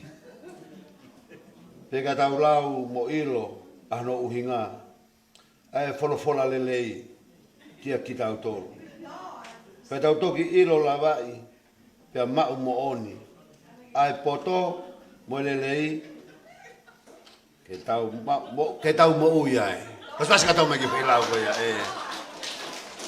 Hange mo mi ai mo ilo mamali pe Heblere pe TV hulat kaki motor.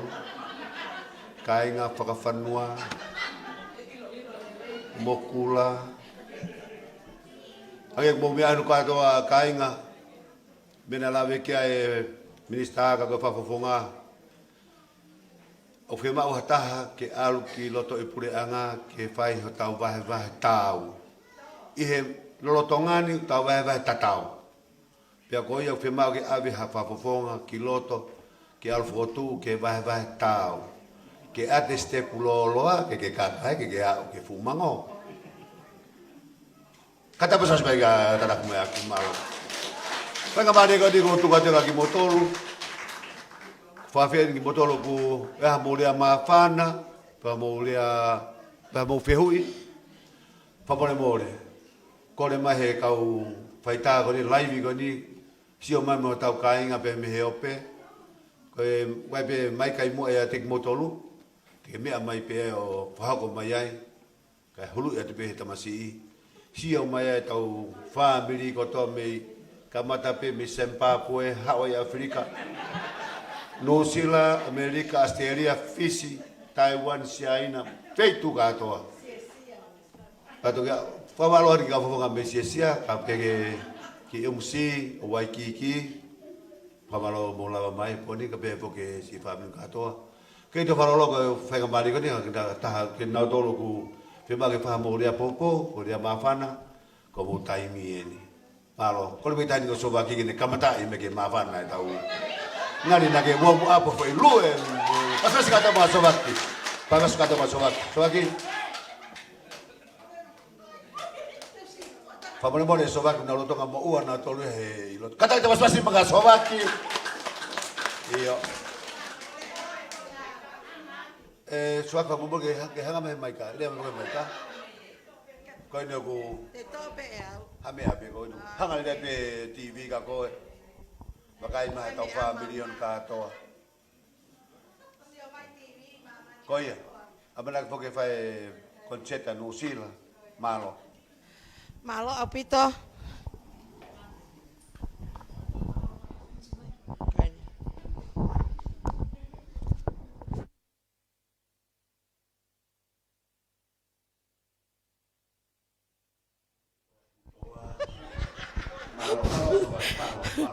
Malo apito.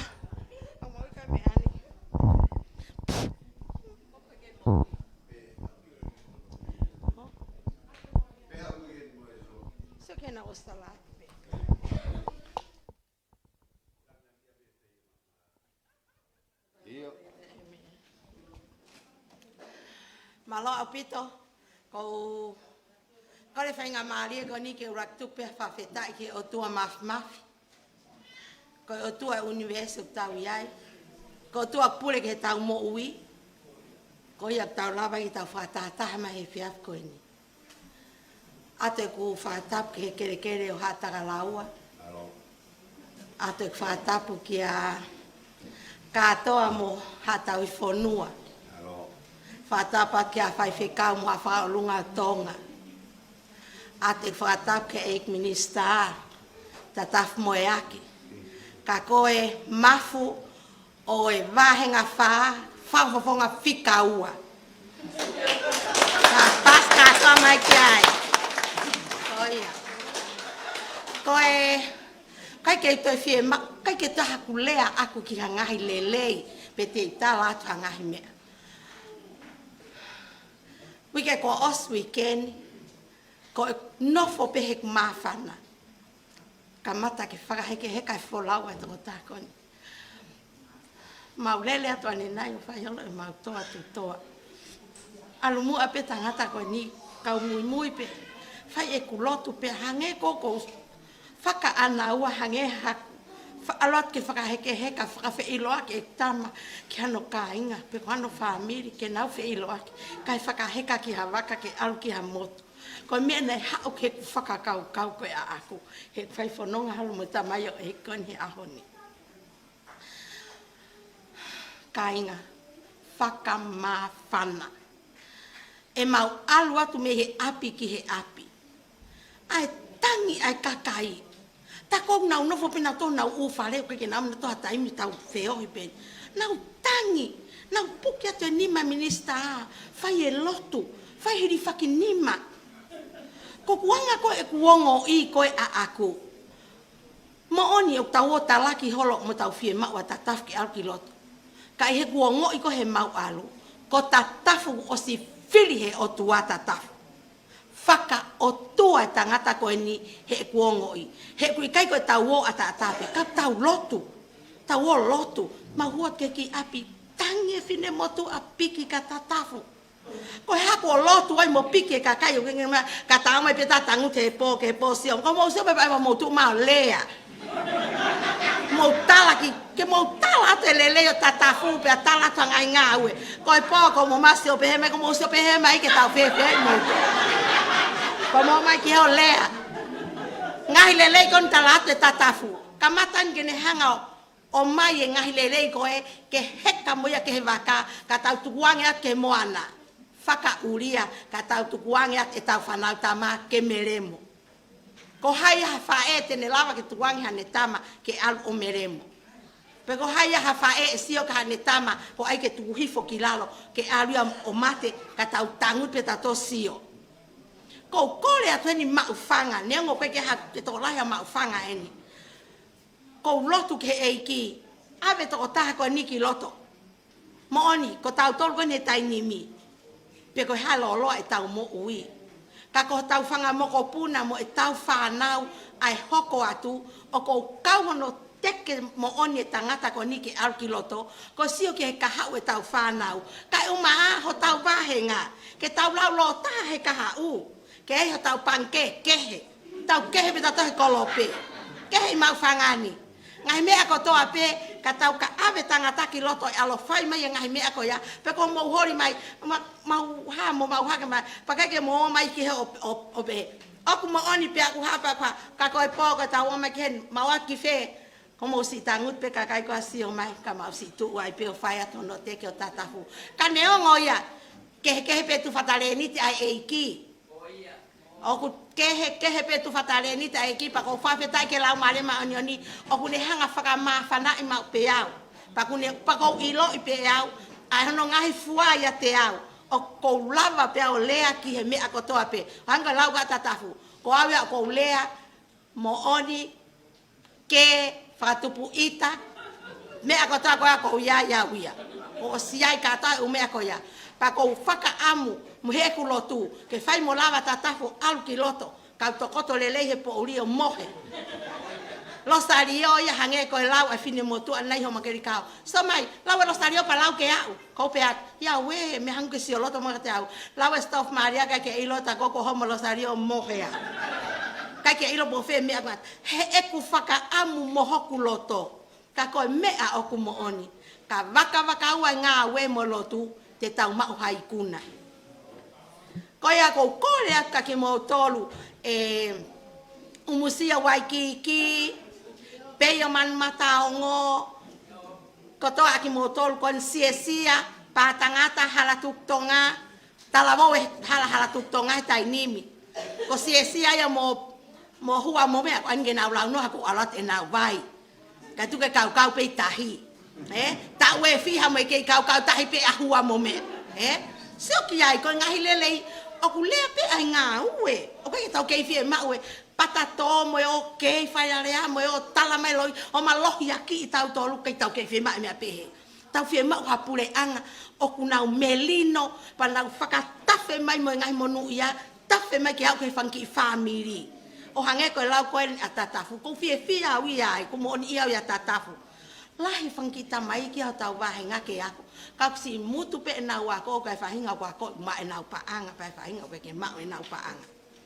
kako ko ngo I fakafae poni ko awia ko osio ngo ia we he klotu akuya totaha ko ni ko stone ke alu kiloto pe aku osi fai he Otua Fili toi pe ho peni a au moau ke ta vouti ta fa u he fikafiha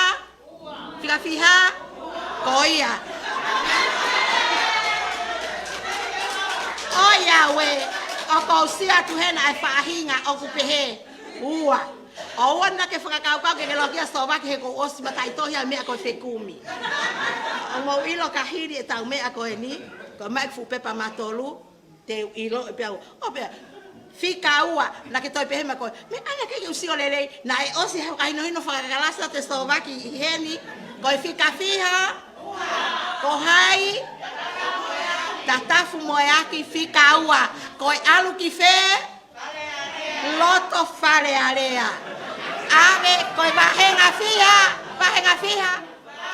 Vahenga fa na alko to Vahenga tol Vahenga fa ko ia Fakalaka mana tu ko tau tolu kakai fefine o ton ga bi matau fangi kalasi beta me di atau fangi kalas aho tau fangi kalas pe ko tuli pe hua ke mari mo tau feo fia ko taimi ko eni ko tataf pen kamata ke ni fakaheka to tau waka tau ko tau tolu o ko tau fai no teke mai ka ke si hauya feinga ke heka ka ke piki ko mui popa ta ha fakamele moi ka si feinga ke ta kakau he ha mai ta ko ai ngai fa fakafia ko ahoni takaya fe Vahenga Houmakelikao fe tu ko ni pure fakavahe to atu au pito mau alu ke ahoni Fakalea pe toki ki mui pe te nau Fili mai ka ko tali lelei mo mata mari mo fia ko me e ko tau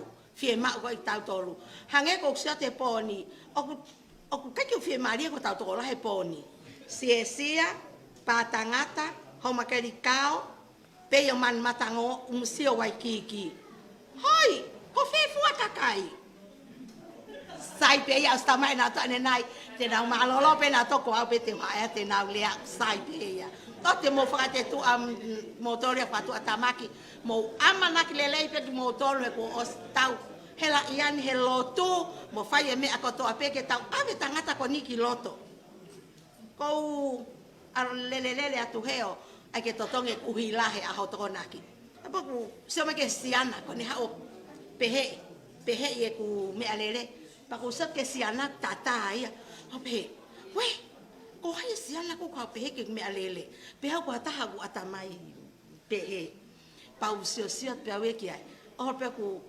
sio ta ko ke netari ke ha ko kita mai ki ai ko kai mo na hifuna to tongu hila ko toi fa ka we mu ko kai mu ku ara ke so ataya o po fa sio mai ki mu o sio mai lo ya pe me we so va ki ko pe ei ma lo lele ta ko si to ko wa katnari pehe me katea ka taki he ku ko sio mai ke fofonga ko eni that's the very best one. That's the very best one. lewa ki ai, ki he kakai mama, mo kakai poto, o kunau ilo. Nau si o mai o ngai, whakalele, e ne hanga holo e fofonga tatafu he lai taha, mo ne tamai ka te au. O ku ke Vahenga whaa pe pau pe anko ia tamai a. Ta Fili ia rewa tangata ki loto. Ko ia kai, mea nai hoko si mono mai mo ki tola e wanoa. Alo uta kena ho mea lere. Ui ngā ihe I misi pe o tatafu. He? Pakwale wa kakai ia. Tau I apsiase mea lere. O mahai e ku fakataha'anga. Kau alka patere. Kai ke whee maria ke uhawa o ke pui ko iau ka hai kakai a to e fakataha'anga e ku mea lere. Tamai patere. Lot peke lahi. So waki whakailonga LELEI. Ko pea ko moonia. Ia, ko tui ko whakailonga LELEI. O te eita. Ko ia, ka tausio lewa ki ai, he ngahi wahe mawhana ko awa ko, kai toi ilo pe ko haa mea te wahe ko wahe pea mawhana. O ko osiongo e momofi mai koe, ai ngā ue mai ai eiki ki tamai o eiki ko e ni, ke ne whaenga. Mou kata fuke ko kakai ta e lotu mou tonu. Mou, ai ke mou ilo. Ko ia, mo se ki he, ko talatu en whamoone ni ai eiki ene, o whaki mai au e ku. Ahoni alu kakato pe mui he minista lolo tonga ake mau kai ho tautaha patere fe mau mun to ya ko faiva. Ko to lele mi he ki he, tu ko kai alu e ko faiva, ko le tu ko lele ko mau api tange ka me ko ni kon ko ke ivi lahi pe, ko mai ai hai.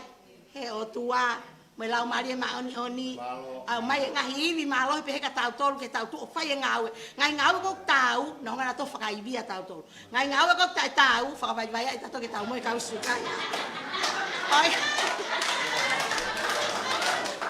koi ai ka to ko faka malo atu hala o mai au ke ha olea ke he na ka mata tule mo he la he alu e au ka koi ko faka malo atu moto sai pakahiri e gulea ke mawat ke mau ki tu mai ki heo lea o mau faya ki lea faka mafana faka faepe tara noa ke lo sario na lau pe na mo on pe na loi watau sio tai ni ke tau wahe mafana tau mo fia lakwe ngahi ha ko to pe na tau fe paki mai mo ia he kamako pa pe ke pehe ko to ta ko tu ya ki ka nga LELEI e tuli mui mai ngahi me ke mo fainga ta Faka'ofo'ofa mangai palo pale ke ka ko whakailonga LELEI ia ki he ikuna mo ngā ue e alo whai ke tamu ki ai pau pe ke lava ia Tatafu Moeaki ikuna paskai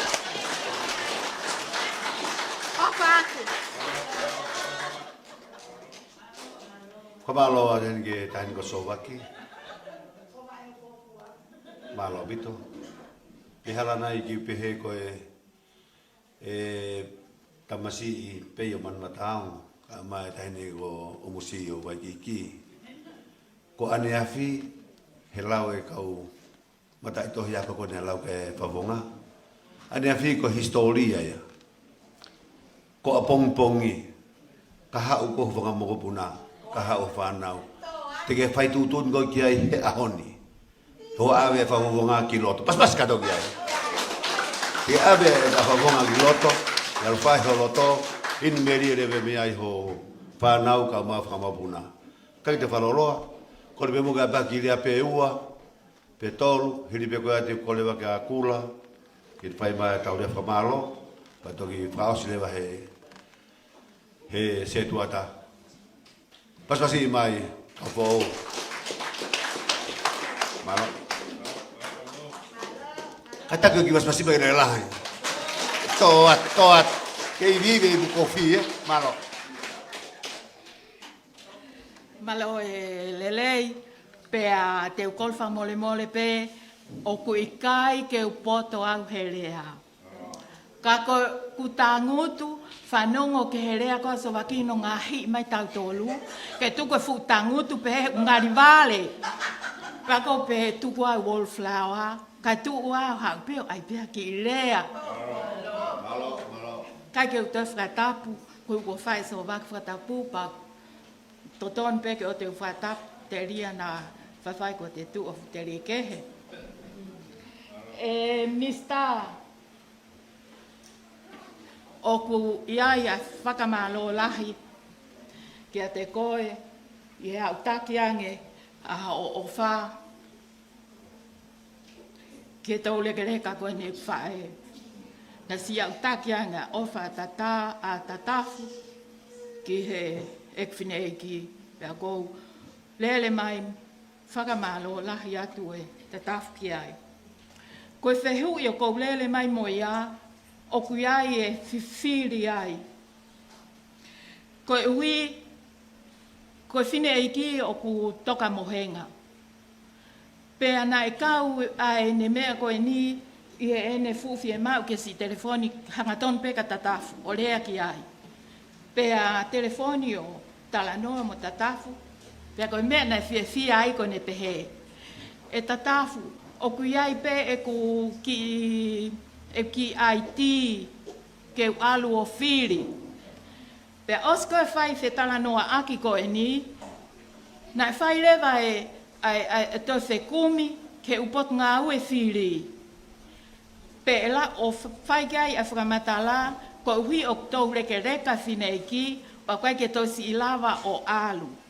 Pe e iai mua ha whounga, ko ha whounga te nau o mai, ke lawai a kau tau reka pehe o Fili. Na pehe mai lewa tamasi, tatari ange te kiai ke hake ispehe. Ka tatari ange ka olewa ke ukumi, pa oska pau tok fetu taki at. Na toi whai lewa fetu taki ange o pehe ange.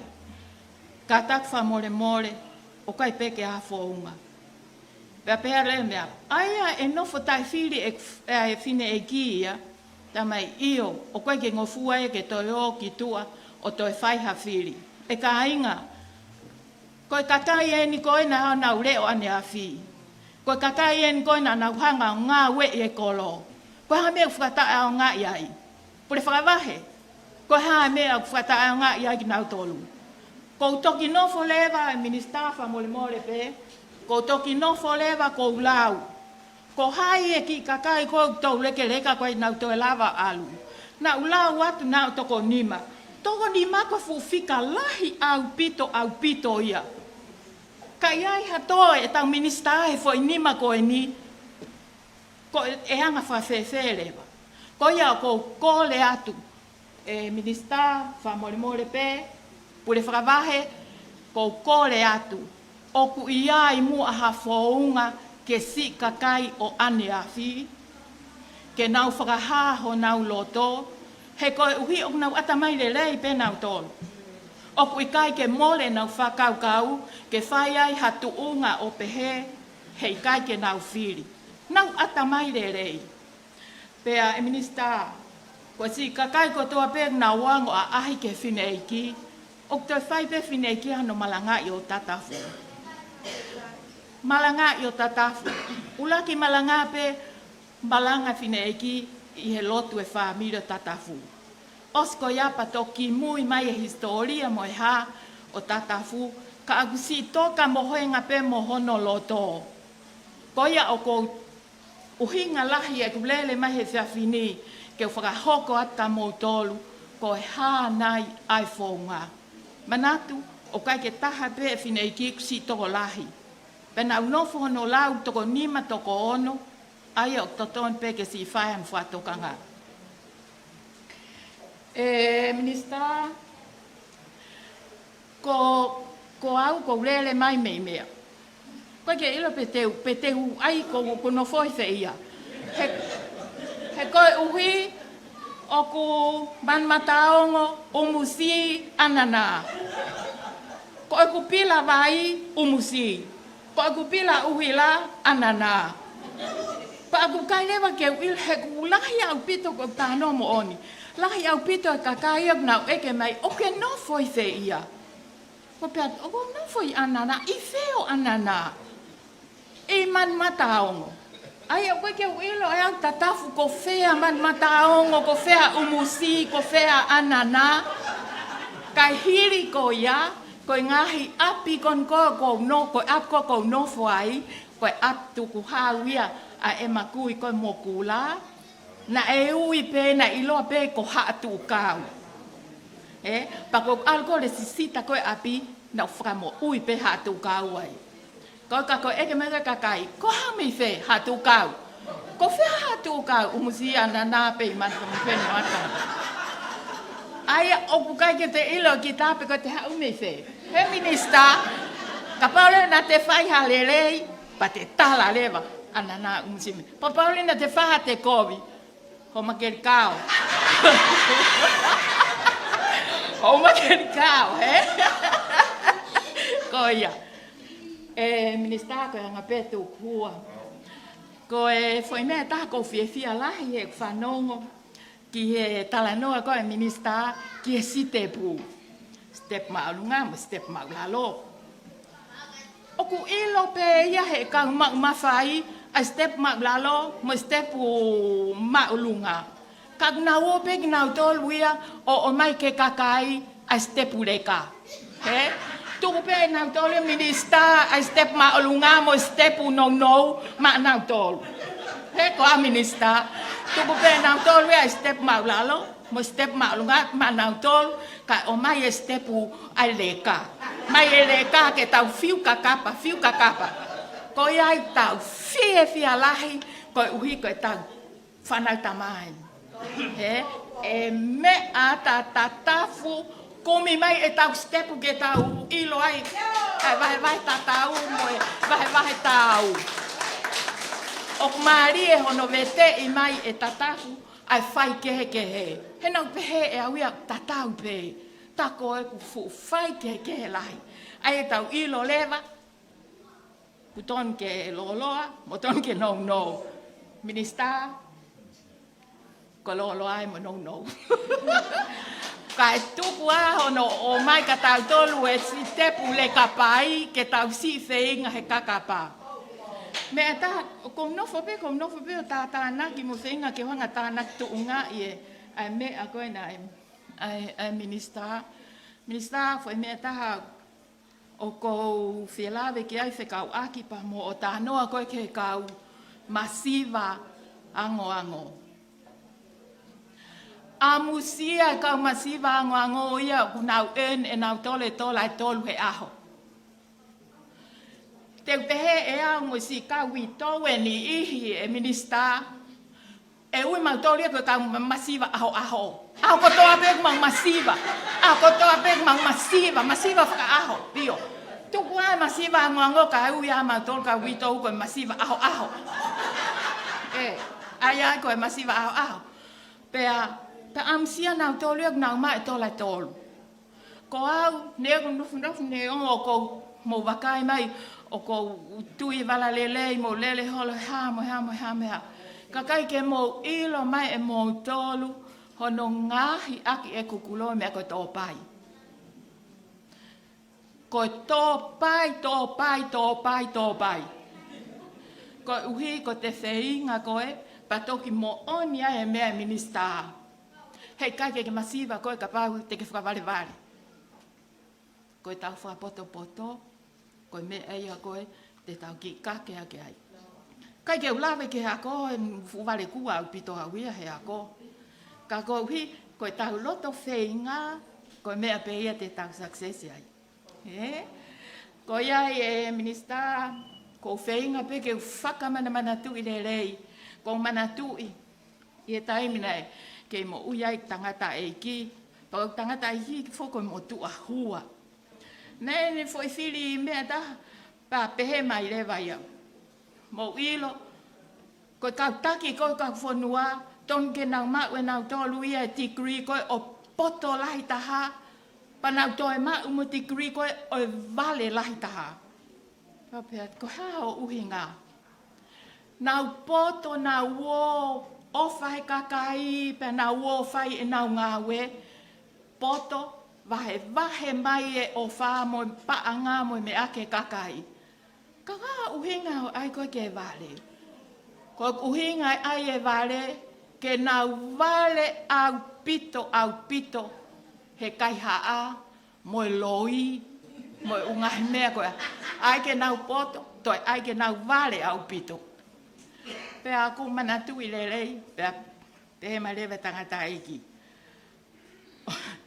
O kutonu pe, ke kau katoa e kau whalearea mo mea, na woko iki whalearea, Nau tuiho na utupen whawhisi, tapu toi aha, taha toi aha no kato. Ko hau uhinga, ko no uhinga. He lea mahe nau ngutu kai whao e nau tolu e mea ko sa iho nau kato. Ko ngahi whangi tuhua pea ko mana kai ke ufurea loloa ku fungali fu loloa e kulea. E minista fra umai e ofa family ka umaake si whae fita ko e ni ka te koe.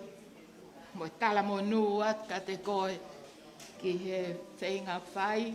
Neongo peku tau ilo tau toluia ko tu e tau tangata tau toluia he huki loto. Ka ua na tuku ai tau whekina mo lau ilo salio. Tu au whaat.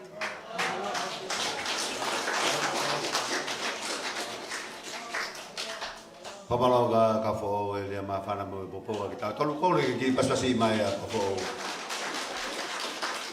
Ke malu merino pia monu ia. Pea ke loto ake e pau i he ahoni. Ka ke kau le wahe lau. Ko iai se ukainga. Whakapau le waho Fili he ahoni. Ko le pe venga mare ko ni ki ilea ko ase ta. Hili pe ga te tuku le wake kula ke pahale a malo ma ta tol. Tu ke pe ga to fe ma o mista ke te vanitali. Pasasi ma Mariarita, Israel.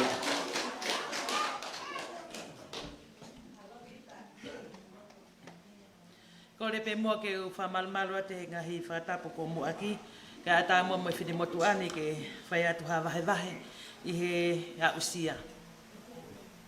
Eiki ko aweni, whai mai ho whekau.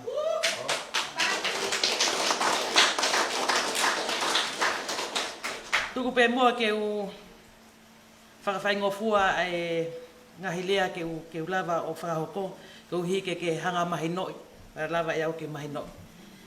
I he eku lave i ai minista, kanititeiti koni a Tatafu, ko e na lahi e u potu ngā ue he pureanga na ane CEO wai. Pane hiki mai o pure he ATP, pane hoko pa me ungahi lakanga ke he siasi. Ko e ku lave ko e ni ko e ku o kou pehe, ka kou tui, ko taha takilelei. O ku ne tui e ngahi tata lahi. Na ane tui e ngahi tata CEO, le rotonga tui he taimine ai tata minista. O ku ne tonga tui he tata ko hoko ko ului misterio, ko sea e kosirio, ko sea e poate ako apanolo, ko tamai. Ko tahi paanga e parokia mauwhanga. Ai o ku tau lawe i pepe, ai u tata ko ni hao mo nau ngahi whatongia, kehe. Pa tau si o le vai, ko e kanititeiti ko ni, ko taki lelei.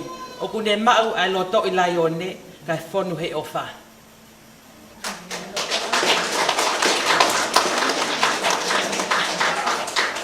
Me he taki lelei o kou pehe ko toko taha whanongo lelei. A good listener. Ko e toko taha ko e te kāwatu ki ha kulupu pe whatongia o ku iai hono ngahi tāla ke te whanongo ki ai. O ku iai hoto taki ke te whanongo ki ai. O ku iai mo te kakai ke te ngāue whia mau ke te whanongo ki ai. I he uni whatongia ku ne whakahoko. O ku te lavei, o ku lelei e mea kotoa. O ku ikai ha ngahi ongongo ko whanongo ai, o ku waha lau negativi ki ai. Pea koe ngahi ngāue koko ku kawat ki ai, o ku Fakalakalaka pea ngāue. I ene pehe lewa pei, ko toko taha whanongo lelei ena. Ko ho le o a e i e whanongo lelei ki ai e minista.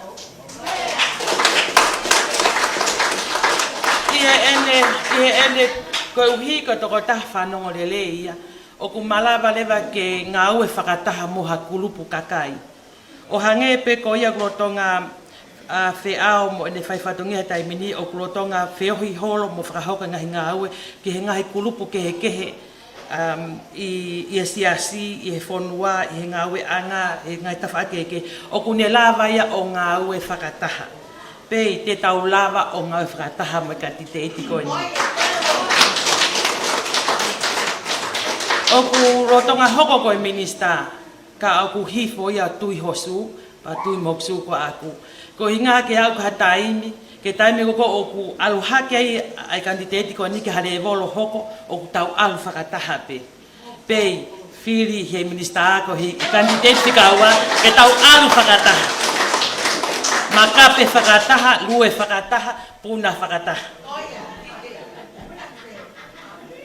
Oku lave I pena tau whanongo peki ai oku fuu oku kilia pito ene oku kilia pito ene whakamatala oku mahino lele ene whakamatala para paule bak mahino pe he ko palpale malahi I he tawhaake he o mo ui ko I kai ke sai e fetutaki he welea pa ango lea ko e mea ia ko to ki nenu ka oku mahino ko inga ko ha he kulea ye mea usia pe lea ai poto pe ku ne ilo ene lea fai pe ke lava ko mahino pa lava mahino ta lava le value pe I he fetu tatau pasti gai pe ko tatafu ko tokotaha oku ulunganga fafaingofua oku kono to onga fafaingofua koe taimina ni hoko ko minista pa mau Vahenga leva ke mau diriwe anga mau dia ke me amai ka ko taim ko to apet amana ko ke te leo ospe mai fa faingofua pe ko os mahina leva ki mau tolu ko ho lea ko ke ngawe aki mo lea ko te tau ngawe aki ki ai e tatau pe ia ai ko mahina mai oku to taha whakato ki lalo pa lava ke tau nofo pe tatau ni hanga mahino I koe pan hanga mahino ia pa ku ne Vahenga mau pe ke whakafaingofua ai koe taimi ni ko taimo oku nofa ke whakafaingata te ke whaingata ia pa whaingata ia mo ia koe ke hanga mahino pa ko taimo ne whakafaingofua mai ai koe hanga lau koe mea koe tikari atu ku whangai whakatapu koe taimi nei ni ai para uvea nai lave ai minista o pehe ki he revolo yako ko tangutu peo man berie ia mai he yai ni ihi tokolahi I he Vahenga o ku matai tohi taha ua alo ke toketa e pei o koe he whapuripuri ke ta hoko ai ko toketa ko ho o ke ilo I ho Fili pa ke Fili ai ho ata mai poto ko to taha ku toketa to taha ia poto masila Fili he Fikaua tonga tapu fa o patamoto malo papalawa garita ko tangot pe kilalo ko pokoi pe rea rita ko ngoi pe kapana tokanga pe ki ako maya asela bokoria nau ala fapuna lofa kapau pe pe fapuna lofa kapana tokanga ki ako ko toketa moa kaki te whalolo ko tu whenga mariko ne kwa taha te ane ilia mawhana e taha pe hiri pe kwa te o angane whenga mariko ka kula e whae tau le whamalo whawhea pe matua tangata o iyo ko hua ane usi fefia ke mea mai talaki ate o ngole ri moka tak pas-pasi mai o fefine kon ko hua e siesia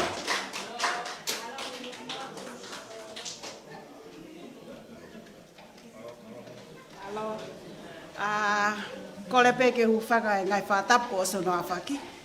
Ka kai teu toi whaloloa, ka u pai pēa ki lea, ki whafofonga e pēa sesia. Kono uhinga, nai whai e whakatapu an ki mui kia te au, ai lava mai whafofonga sesi.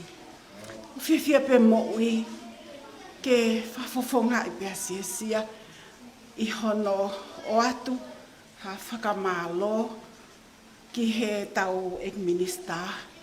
Ka ku tau teu ke tau Fili ai, ke ne toi hoko atu. Tala e hai, na hoko me he minista, tau Fili tonga tau whaha tau pale mia.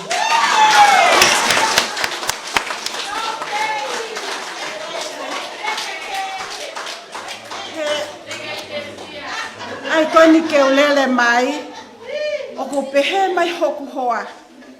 Ai ke alu ki fehi ku po uli. Ku neilo foki, ko hoa e fai whekao. O kai ke wha alu po uli, ai hoa e fai whekao. Pea koe toi hoa e ofisa kolo, o whea mau ke nofo mau. Koe uhi o kulahi e pole ngahi hala whanonga. Ka koe osi whakapapao e au ki he tokotaha koe, kei ke toi pihe ia. Kua tuu ia i he pau, moe malu, moe mau e monu ia, aia koe te tau mau, me tau whakafofonga.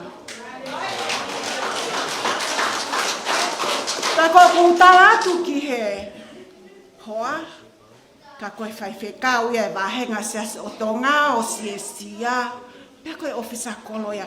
Te ulele atu ki he kemipeini tatafu. O whai i whai he pe o manmataongo. O iyo pesai. Ka iai pe hau ki whai ngā maalie, pa ke tuu pe o whakahoko atu a e kukore. Pe o manmataongo, ko whangupo e i siesia. Ko whangupo e i a whakawhanua. Ko whangupo e i maufanga katoa. Whangupo e i a tatafu. Pasiki ai. Ko lau koloa iau, mo lau monu ia. I he ku mau hahoa pehe. E minista talanoa mai mau peka te au. Ko tau whafofonga koe ni, o ku hangea ko e palahame, ai pipiki hake koe atai vasi ki ai. Pea ko pehea siesia ia, ko e palahame ena, ko pipiki ki ai as lasa losi, o kai ko tai vasi, lasa losi. Whakamaloat, kai keu te lava e au ia, keu te hanga toi Fakaikivia.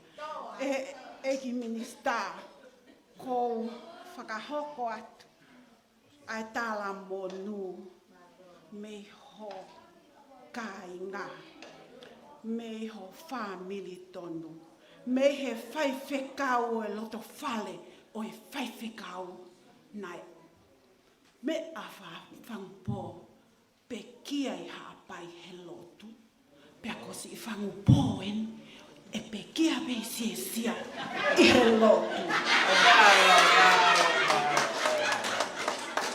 Kai mau lotu pe, kai ke taha mea e mau siesia, kai ke taha mea ia e mau he whai whekau, kai ke to e mau ha mea ia ho family tonu, kai ke to e mau tol ha mea, ko si e mau lotu pe.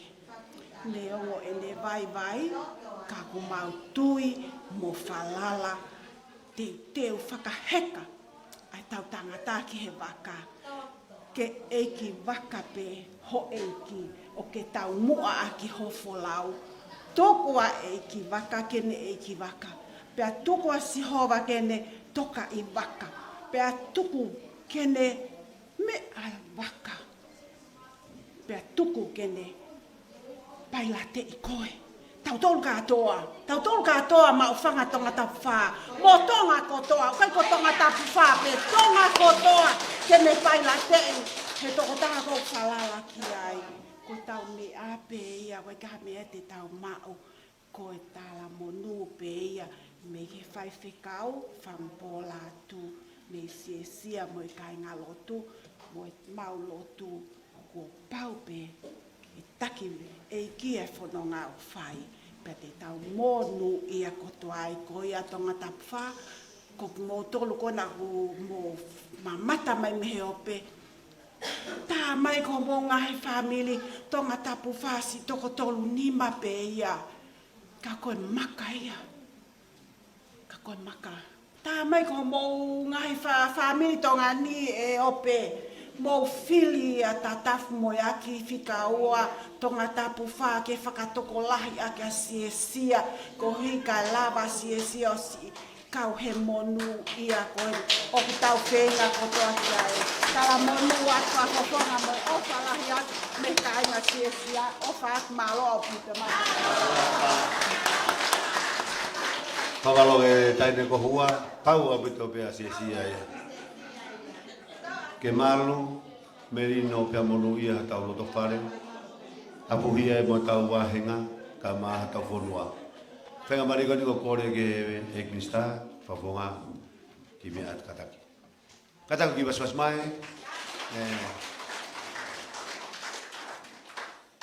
Kore ki hao wawe te pe.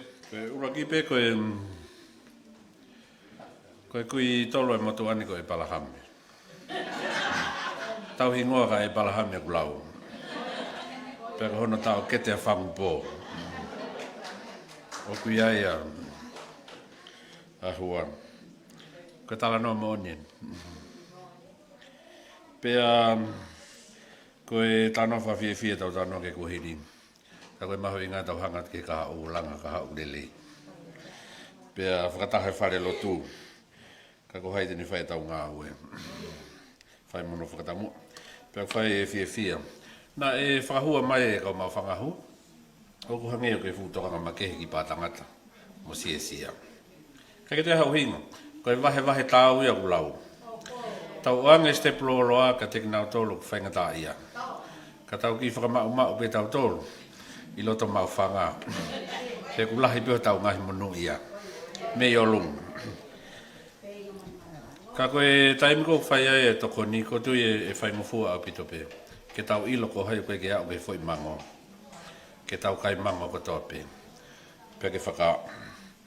Pe ko whamaloa tai ki he hoa e whai whekau, ke hoa e sakolo. I he talamunu. Pe ko ku kore ia ki he Vahenga mauwhanga.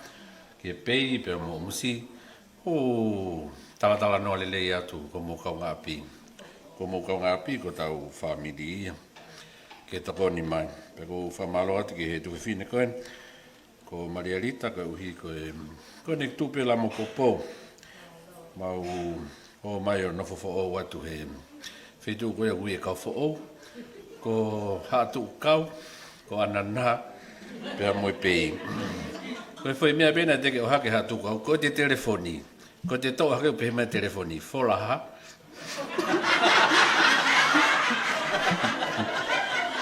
Mo ki ai ahi tau hake mo telefoni. Ko te tau hake telefoni api whai tala noa ko pea. Ko e kurea atu eni mei folaha. Kako Anana ia. Ka musio ke teknolosia na oku mo oni telefoni. Ka ke uhinga pe ko osihanga e whakawhanua o ririu a hingoa o Anana. Ko e pe o man matango. Ko e tautari pe ni ki hono kasete. Pe a tamate i atu rewa hingoa motua. Ka tau ngau e ke hingoa fo'o. Pe o ku kehe pe ko e Umusi he whahai atu ko e. Whahai whakahahake. Tonga hahake ko e o Anana. Ai a kuriri fo'o ia ki he pe o man matango. Ko e tu uia e tau... Ko fia pito pe ko hiko e ne toki lawa tene tau hiwanoa. E whae a kau fo'o he weekend. Pea, koe tahene ngai fukakala tau apsiasi. Koe tau atu ki he lotu o ku matala mai ngai akau ke hike. He apsiasi. Pea mahalo ko ne osko e akau honau api pake ke te toiha feitu e ne tā aroe. Kana e whakawhiawhia mau pe tau atu ki he lotu. Ku toi peke matala mai te bire whei lau. Pea ko whakahua pe ki ai. Ku puria e fukakau kakala. Fale loto Maria te pui makulata. Pea pehe pe angai ai whekau aki. Kako pat peki whakamare koe ni tu whakakato atu e kula. Ho mau whatongia po e whamalo ia pe mo mea mai. Koe kore pe hoko pe tau programa e weekendi. Ko whakam ke aha ki taimi he whiawha pongpongi. Mau rea i Posko. Ai koe whakamare ia ki amanaki fo'ou. Kau mai kia pe mo Houmakelikao i hifo. Kau kia pe mo Tauriki, pera mo ausia kivusi, pera mo visisio Paulo. Kau whaamu ke uki aha ki taime ke tau talanoa ke taha ene ngai whaingataa tau fonua. Ai mau ha kere ki taha katoa pe. O ku perepere ngesi ni o ku tahane ngai mea na tohi he ririu wha politika re ke whaha ngā oe ki ai. Nei whaipe whakatalanoa ke ho eiki. Ke whaipe ha magi si o ke Vahenga. Ha whanga whaunga ke tau si o ai. O ku tau whainga maari e whangai wholahi. E hanga tau no who. Ko whikaua, tamaki tangata e toko wha, whikaua re kere kataha. Pera mo e hongo tō whawhine e ua. Ka ko ilo pehepe mo toko lahi. Kakai tangata whikaua, whikatolo, whikawha. Ai whainga taha kere kere. Ko e tau passport tō ngā oku. Ko te pekia pepea mate rewa te passporti. Ka koe tonga ulau ke hato api. Tō kere kere. Paka te tu ai magi mutu i whare. Koe tonga iok tu uloa. Ka te utoki hokot kia bong bong. Malong.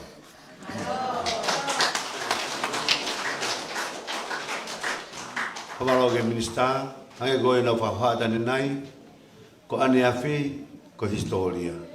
Ko apongi pongi, te ke whaitutun kia he ahon, he tainimi pe. Ke lawa tau toftofia he tau mātau ngai api. Maa he tau, koe tau whanau, mo tau whangamapuna, te nau winumia e melie, i ho whaitutun he ahoni. Ko te pe mahino katoa te. Pas mai ke mahino koe ha?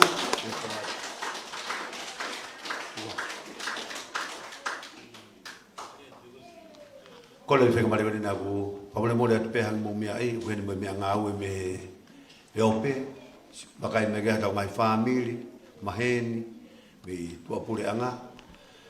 Mea koe ari ki wheka mare ko ni naku, te ataha kua hane lea mawhana, hiri pe koe te tuku leo kia ka kula ke ne whaiha o pasipasi me tamasiki o ni ko Pauli. Taha ne kau whaia ko tutu ko e tonga high school, hombau api ako ke LELEI TAHA, pasipasi mai kato ki ai. Malo.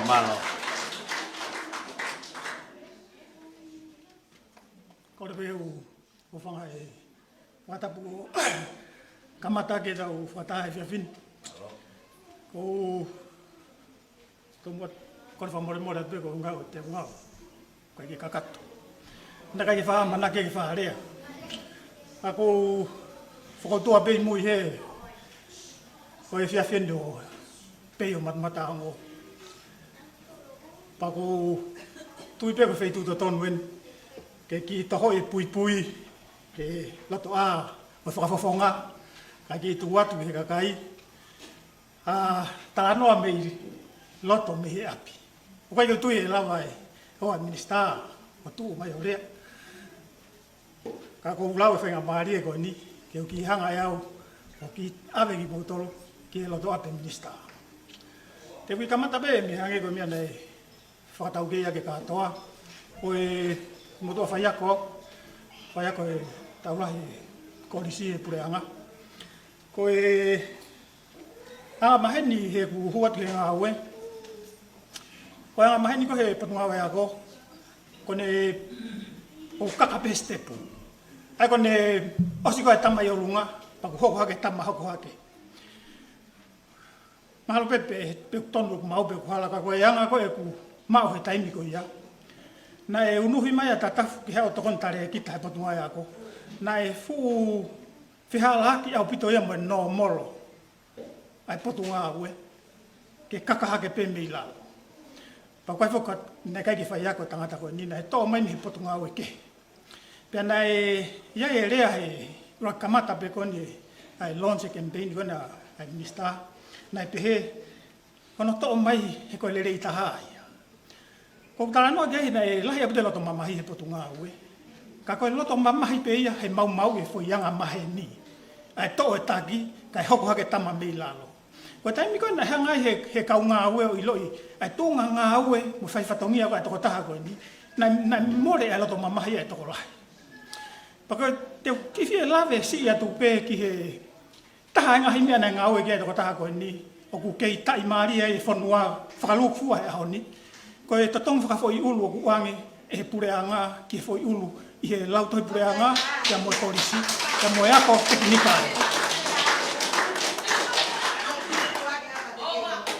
koe sirini koni totong koe ni koe mau na ngau hanga tonu ke tautaha koe ni koe na ni fokotu ai proseki koe ia pena ange fo sirini koe ia he wafe he malo koe laine wafe taha wafe ua o te ke te lava taha he poto ngau o liliu e foi o whakalelei e fo sirini koe ia ka ko stai mea ki whakalelei he ku alo ke he tunga whakapanga he ahon ka ko talanoa ia koe lelei ia ka ko taha pe ngai ni ia o lahi au pito ia ka ko ki lave atu pe ki foi whakatahata koe ia ka te ki hau he ngā ue te ki unun mai ki loto api hange ko e mea ministane nai o koe ko tangata inu kawatonga ia ko tangata ia o pilfisi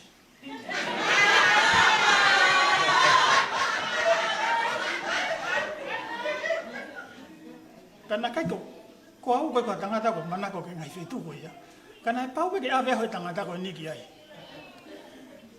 ko mana tu ki he talano ai taulahi hono ua ko e amana ki ke foi ai konga kaua Britania na futo lahi ai o ai Fili kana e atu ki e kitau o foka ho kwat o ku fu to ko lahi fau ai Fili ke na holo mui to mai e kitau me afata pa de hanga ia tapuni e me afata ka ne afata ku ya tu pe o kai ke sio ia ki konga kau to ko lahi ko ai Fili kena tutunia ki hokat betau kena ikuna be Britania ka ko talano ki ai ko tani ko mawo ki pilfisi ko ne hu be ko tangata ko ni ai ek mistaki ki pilfisi ko mau fanga ko maheni kau nga me o poke ula fakatau ya ave ki ai ka ko talano ki fakata ko e tau ai me fakata na mapuni o tuku fo ke ka tia ya ka kana whakano fo pe e minista pa anga pe o tata pe minista tu fagi maheni mo maofanga mo family ka usia whakakalo ke kati ko hai mo wa ni tok tong mai ngai lau mahin ka ko talano ke ko ki to sio tangata ke kati ko fai ngalo to ya o ku mau to ta ko ko ne ki ile mau ya ko tai mini ma ki seniti ka ko ha ko e na fukatangi holo e ka kai peheni hai ko ne me na fa nai ko tai mi ko te o se mi heni e ke atu ko ha o me na fa yaki ai me na watu kwa ko aku ni hanga pa pe o le ma wa ke hai ma fukakata fa yo no api po kai pe ke fa o hinga ka te blai ka ko no fo sio ke na fakakau ko de hinga ke seniti e kuni hanga o ofa ne ni mahomo ke seniti ka ko tala to fa o kai ko seniti pe kone tau kei kone potoi ko ha ko to me a kune ma o kune tufai ka ko monu ya lai fau au bito au ko fa malo ke akalo ni fai Fili le ko ya ke kawat mo hepi he ko la sa lo siau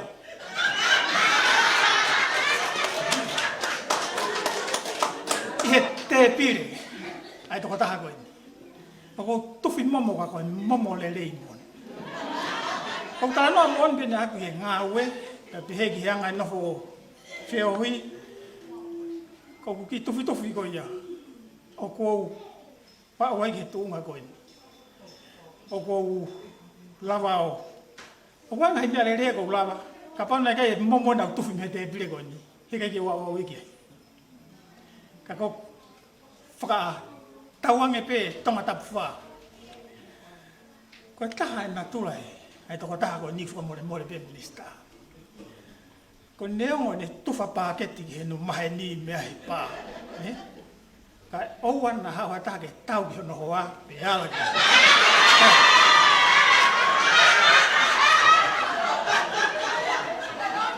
La vea pau. Ko ko tala no ki ai. O wa ala se me o fai. Ko tangata ko ni kono ho ko ma fanga tonga tapu fa. Ko tala no ke ku tufi momo he te pire mahu ai tangata. Ko ku monu ia ko ku fa ho ke no loto a. Ta ka pa te mo ave tama ki fale area. Te mo ke tau tufi kātoa, pe tufi atongani kātoa. O whalahia. Malo Pauli, pamalo en ka Pauli. Si dia ma fana mo ya mari fu ha para ki tolu. Kole te ki fenga mari ko ni ki piefela ha pito e pei, ka u hiba ko ne pei ke na ki hu mai ano ki fe fari ali be taha. Fili be ga to ki kole ka kula, ino fu ha ko mai le fa malo. Pa do kole pe ki se tuata e fai mai ha tau lotu tapu. Pemana tak bongkong kita proklama bongkong iki posko he fitu e viafi.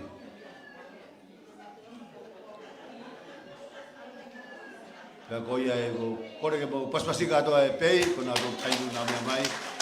Koe e ki tau ia. Peau. Ia.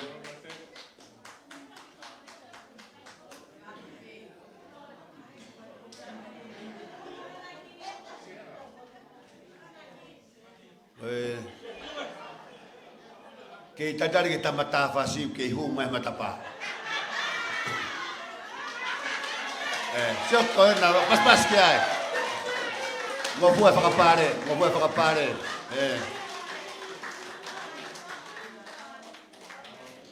Malo.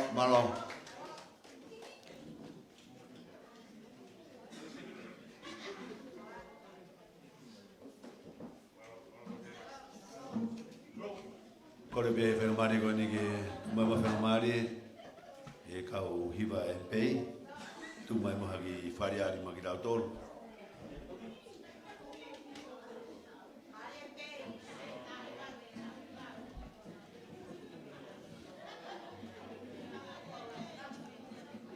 mo fu a be frapare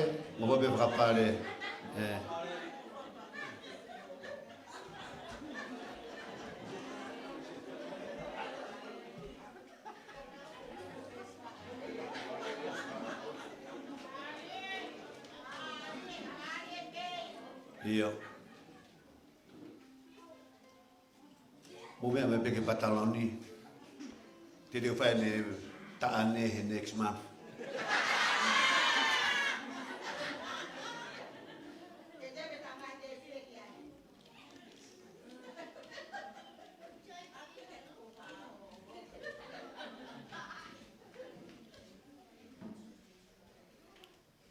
Mo mea ebe mo fasio pe TV ngai fia ila la ya tongan ni kawa itolo kawe ne kau tamena na kawe fia o he pale lelei he ngai fia o he itolo teke pei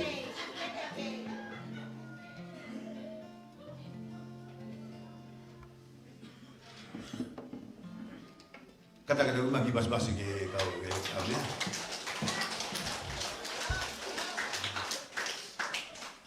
awat ke hope o mea mai se me ke pantaloni ke cinco lope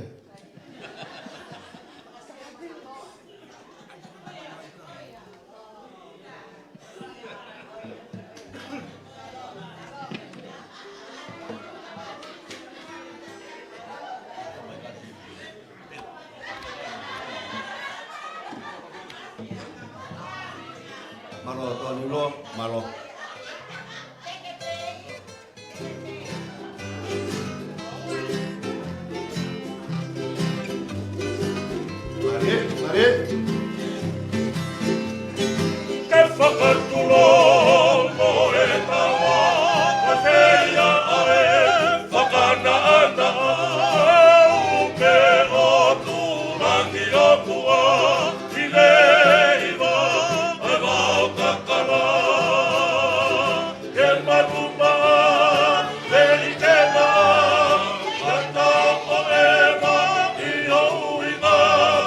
Mama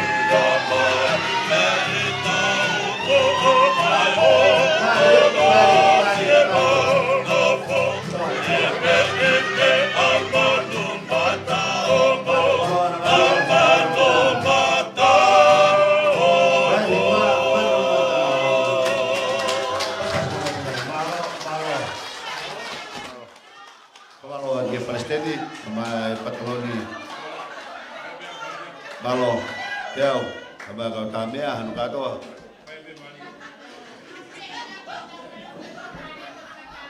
Kau ni ku fie padala ni wakai mai mo matua mi Amerika.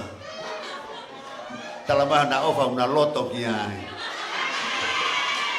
Ada fabalang itu be mai ai tu. Malo kan dia barolo ko le beka kula. Kita barolo ko le beka kula ke dia fai ma ki dia fa malo magtatol. Hiba de ko le beka se tu ata ke tu fa lo tu. Kadang pas masih makula ke ta malo ta tokon se ane ma komite Fili. Komite Tatafu.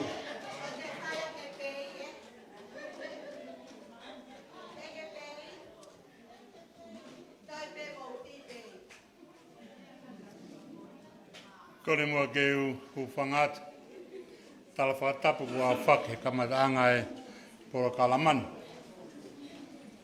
Kai tuku mua keu whakoloa, koloa ko tuku mai MC ke tau he whiawhikoni.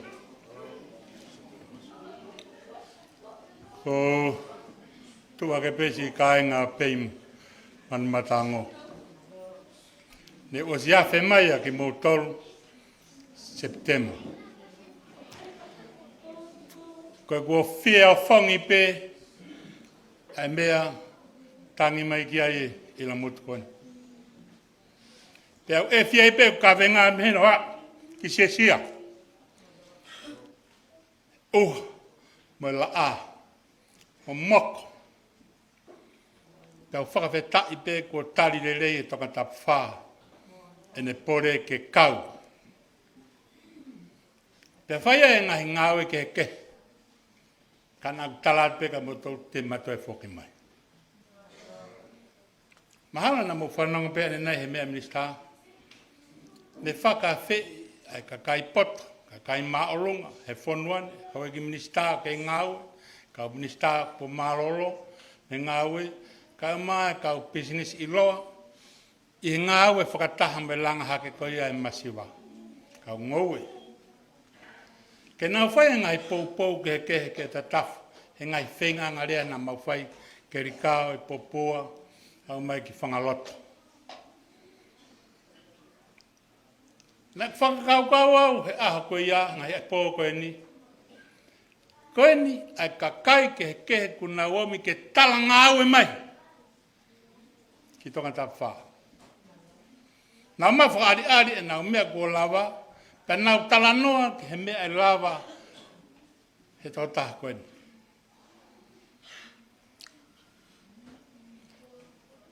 Ne kamata e polo kalama a ke pepa koe. Koe ne LELEI TAHA. Vau e polo kalama liliwe bea. LELEI TAHA I he lau ahai, koe lau e maloto fie lahi. Kana matoki whakatoka ngai hake, ko se wā niti ki maua, ko moho lingo pēia. Liri ulewa e whakarea pe he eiki, ko awe ni whaimahe o whekau. Ko whakatānoa ka akula koeni a talanga aue a se wā niti ke ono Otua. Ko talanga aue ha taha ku kaike ne ilo I ha mea taha, pai ha noivi, eiki ko koe beka pau I kai koe kaike ulawa wha mea. Ka pau te ke whenanga kai te ulawa. Pe ka pau te lahi kai te ulawa mea taha. Ko mena ririu ki ai. Pō koe ni ngai whae. Te ulea tau ka ngomotolu ngai whae. Tu be mua ke utu e whakahokoa te makaweka. Koe pō peia kaha'u. Lere mai koe whakahe mata. Koe kore. Kore whakamore ka te koe, omi mua haku whainga maari.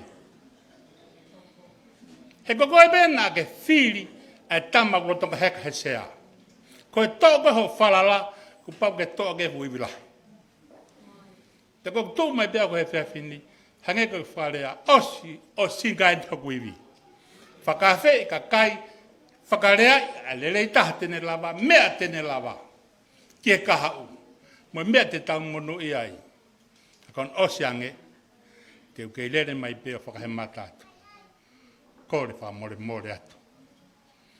Ia ki foi Fili taha ho family mai maana. Koen bete upalo mesi atu. O se tau e whākoni, kai whe unga ia me ta whakaukau. Te utalanga tahu, whoki mai koi api. Na ta tupu masiva pe taua. Kai te ke lava e koe mea koe na ke pōre ki ai. Ka kōkore, o mi mua ki whainga maari e koe ni. Taha pe. Si whae me pei. Tuku mua ke whae te ki tānoa whakatua koe. Ane nai, ko wā mai ki heni me tāwhi tu. Te au tau te tua he, sio ke tā whaki koe, ase mahina kāripa e mahina. Ka koe ke kāripa fo hake pehe, hange whakatafa pehe a kāripa. Pea lau koe e tokolai e uha. Kau sio au ia o ke foi fetu uia, ulo ma ke pe hulpe ki he. Taimi no pe ba so puri. Te ta uto ai pe ha no foi bui he. O Faka'ofo'ofa pe ha me ne usio ai ke fetu pe he pe puri ba ve. Ke dia fefine pe o man matang.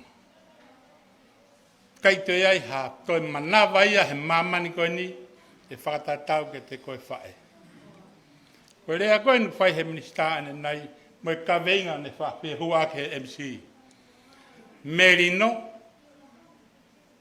ko malu ta mo monu ia ka pa ia hui ka peloto ka more hanga fa tapu ke wei hak homba fu a ko fa e te ke ma ka to ko ko mbea ke ha ge he a ko to o hoko ko fa e pe fe ki tamba he ahoni I tonga tap fa ko toku aki koeni a in lahi taha fai toko na tapu tonga tapun. Kia e bea ko whaarea aki. Pa mahalo pe pai ki aha whaea loto ke whanongo ki ai pe loto ka tak whamurimori ka ko ure atu haloto api totonu. Ka tuku pe mua ke ai atu. Tau ko si na kusio evo ke ripoti kai whare mahaki. Fa ele tu tamaki po fa ele ta mari he I fane mahaki I tongani toko ua ngeau ua ko hai ha fa e ya koe tene lava tala mai o ko mea LELEI ia ene tahi ene ki tama kua usia mea koe kai ke mari kai si fa ele behe fa more mua fa e ke gure atu koe ni ke Faka'ofo'ofa yang e mua ai mea nei rea ke ai minista ai Merino e tupu hake a takai e tupu hake ho ki tama ai malu ene mo'i me ngai whainga taa whakasosiare koe nu hoko I tonga tapwha pe mau ha monu ia ke si yako ke mau hane mo'i ko te au matua nanga tako ke ne lawa e Faka'ofo'ofa ko koe pe whae ke si moe hoki tama, pa moe whawhanga, ko si alo ave ke kinti, ko holoto mo whakakau ke ne mau mai ha monu ia pehen. Ane nai hange kulane nai, na kusio ke mahinak ene kāripa, te osange kaupo ulu. Pakau whaamu pe ia whae, ke whanongo mai mo,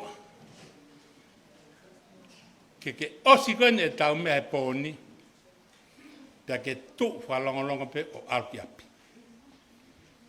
Pe bauti ka lati ki api ko mohe hong ki le ka, pa ke puno umu he whakanau. Pe bau na kei a ki tamasi, pa ki taine, pa ke ange rea koe ni, I love you. Ka pau te ke whai whakamato ato ien, kasi mo hokata. O kai ko pe atu ke uma ke motua ko uma ke kile ka.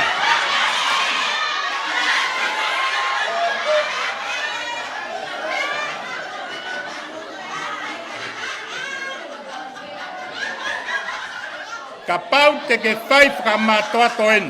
Kasi. Kapau te ke fai framato ato Ho whakakau e rea minista ane nei. Pake hau atu ki apio o maipa ki tahinde ku ahake. Pake pepu, I love you. Mohe nau tolu. Maka tangata ki pai kawai. Hau ka uhu. Mo ahake. Pake korean ke tangata ki whai matau whamil. O si koe ne whaelo tu pake hanga wahe ankia. Nau whoki mai ne po me he Vahenga me malanga Fili a Tatafu. Na kongo ia pito. E kusio ke taki whanau koe haho nau amui. Petene peatu, koe haho loto. Pake beta Fili mo ia Tatafu. Paten be mahati okay. Te au ke taha. Mana tui, koe pule lulu a pongi ki he toa pule lulu whae Fili. Kei kakato pe uaho. Ka pau te ke talangi mau pe ke he fiaf kotoa pe, au ke whalai te, pongi whae to ta Fili. Whae pene peatu. Ha meo ke viri take ke ta Fili a Tatafu. Ne lele whanongo, he ne ngahi pole, ki he taki whanau. Ha mea te nau monu I ai, ha mea malua e na mo ui, ha mea te nau melinoi. Koe ne whakalongolongo, pake aianga lewa e rea koe ni kia. Peau na ke tala mai koe ofa iau.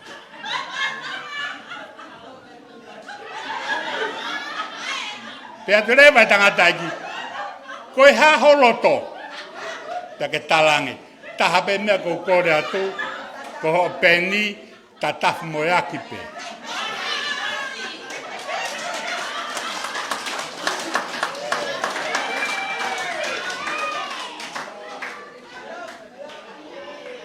Koe kore pia ku whai ke te koe whae.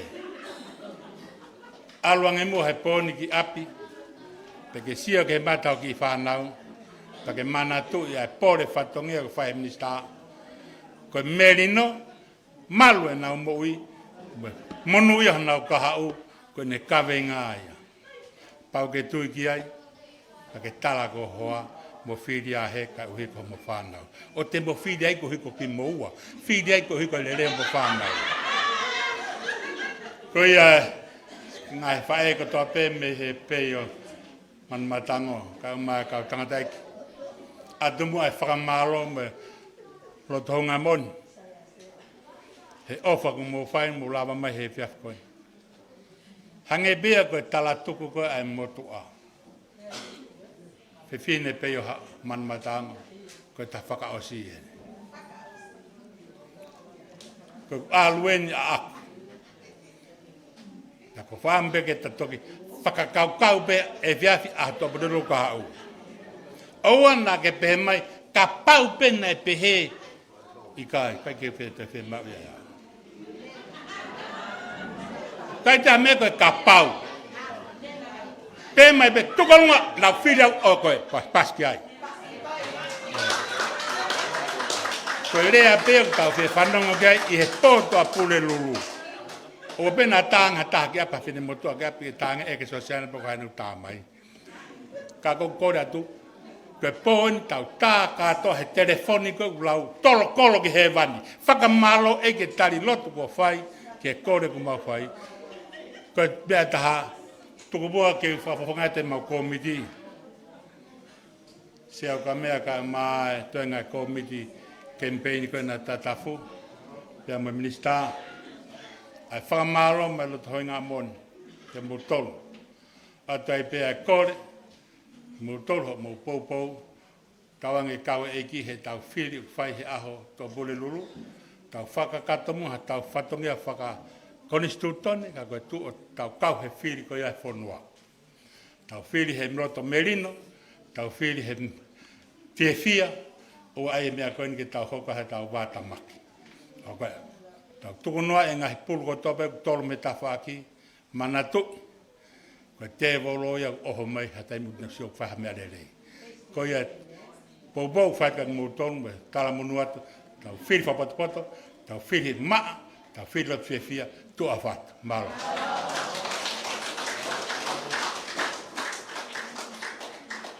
Kata ke toki paswasi makula e rea malo, wa malo e mo lea waralahi. Polokalama ki a pongi fitu e fiafi ki amanak fo'o ai ku iloa ko poskou. Kai ki mua he taimi aho e hoka tupe toa tutoa. Fiti a wito ki ai a sovaka nenai. Patongai mai. Pea koe tau ahatona ki, whakahoka pe ahatona ki pei. Bani mu whainga maari e koe taha ho ata. O ta whataha ki a fo'o ki tau wholauti. Ai koe taha o ta whataha ki a fo'o. Me vawe pe. Koe whakahoka pe ngai pokalama ke fefine. Koe ki te wharoro, o tuka whainga maari koni ke he se tuataha. Pai mua a whakatuk ma ki tau tolu. Tala munua ni kaki mo tolu. Kau tahine pei malo.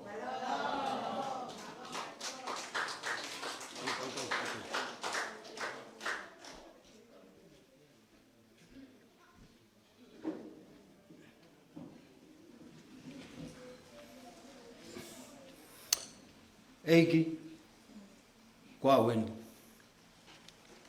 whai maha whikau. Tau peke a whiua e Otua i o tau lorotonga. Whatapaut kaha'u e ka maa wharematapure, tapatu mista. Pako kore whamoremore ke hufanga mua he tarafa tapu kakato o whihangai. Kai puke mua whenga maari e koni ke whakato atu e whatongia koni. E whiaf koeni pei o manmataonga. Oku tau mau ha whia lah. Pau tau monu ia lah. Ie tau mau ha minista anga pa tōki lao. Nau pe api aneu. Or pe wafi ange kawimui e mista. O kore mai ke lau mai mua o whakato o e ngawanga e whiaf koeni. O koktari ki aina. Whawheta. Tui pēa ulahi pēa e kakai whiunga. Ka ko te lere mai, hango e mea na mea ka e mista. Lere mai me ki matatahi. O kuiaki ai holo o wesiriana ko taipirio. Whituia na nofa tau whakamo ui. O taritari ai ki tau tolu. Pe kuai kaha mo kiki, pe kai.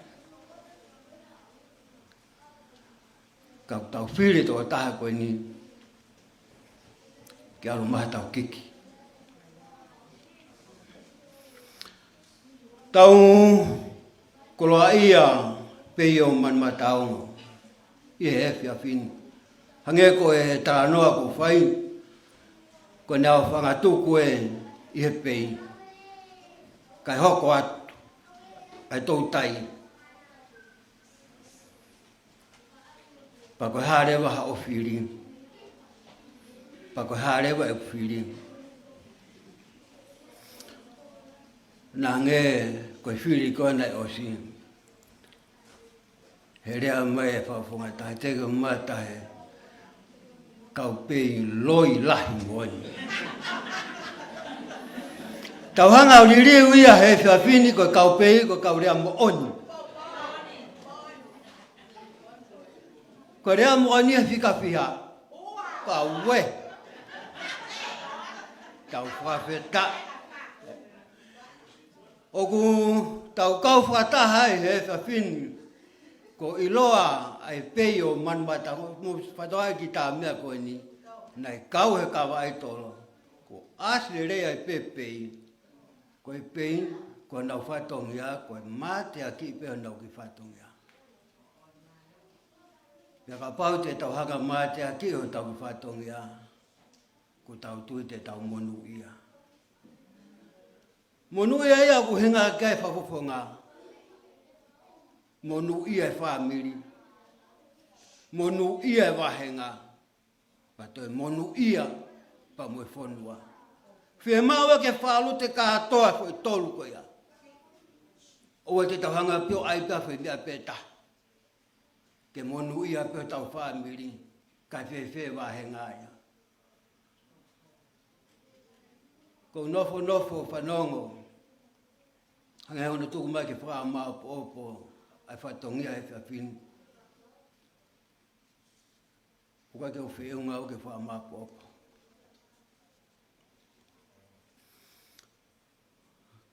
Kau nofo wakai ke mea na mea e minista. O kune puke kahatoa mai me maulalo au ki olunga. Koe e une whanonga he ne talanoa ke he stepu koe nei kakai koe a ngō he fumango. O ku malawa pe ia ke whetongi a ngō stepu. Ka koe hae mea whonga e whai aki. Tau whi mātura ha taha o tāu. Tō taha kou tāu, o kune ofa. Ke si whainga kuka ke nawa o ke whoi mango. Koe hae ho o Fili, tau Fili ha taha o tāu. Tau Fili ha taha o whiunga, ke tau kai ha whoi mango. Tau ua kai mango, kau kai ke tau wao ke whoi mango. Pei o manuma tau, tau awe tau tau, ke ne whetonga te puka tau wao ka whoi mango. Koe au koe e tara monu lahi atu, e mista. Kumo ke whafonga e atu e pei o manmatamo. Ai mau ofa la. Mau tala monu atu. Ke whatonge mamafa mo ke pore taki ai e whatongi ai. Neongo pena ai ai tuunga ia na ke iai. Kana ke hifo ki la. Ke kau whakiha ke masiwa, kau whakiha ke tukuhausia. Ke mau kau he lau, pa mau lau he kau.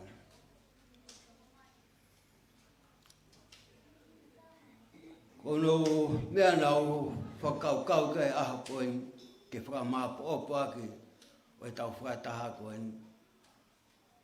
Ko siso hifo pehe, o e taranoa ma e whora aha koen, ke taranoa e sa ame aha koe. Taranoa me rie, taranoa whiunga, pia ko kutuia, o whiunga pepa mo aha koe. O sa ame koe ni, ko i vespeta. Sa ame te au taha tolupa ko i vesi ono. Aua, o kune a whei taulalo, ke wakai. Ne wakai e langi pa mo mamani. Tā koe Otua, o kune tokai mananga ki olunga, tokai mananga ki lalan. Pa kune whatongia rewa na ne whai na ne alu ke wakai. Egnista, whanonga ni whamatara, nei alu peo wakai.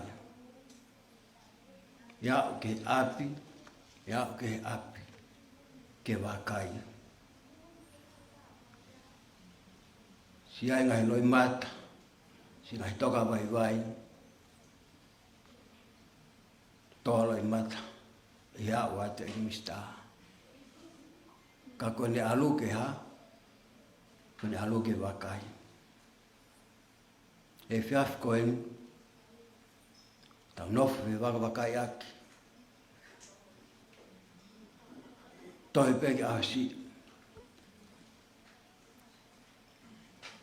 Pa tau ikuna, ai tau Fili o whai, ki o tau whawhawhonga koe. Pakahare wai tau pore. Tau whaitawanga, koe Otua, koe hau i orunga, koe hau i laloni. Ka koe aho toa pure rulu e wakai atu ka koe. Koe haho o Fili. Koe hae o Fili. Tau whaitawanga, ki tau monu ia, pai monu ia e minista, ke hokate e tau ngai whaitongia, tau langilangi'ia. I wafa pe tau e ko sisukaisi. Ko ia ku whamalo ata te ngotol, mulawa mai ngai pot keke, i e waf ko en tau teke ai pe, tau whafofonga, ke langilangi'ia pe e ki, e ngai mea tau pe o tau whai. Ko ia koi whamumoriat, tuma ke whakatak a tau lotu. E Otua maf, koe hau wharewerewa koe he universe o mawai. Kono tala noa ia koe Otua ko langi, Otua ko mamani.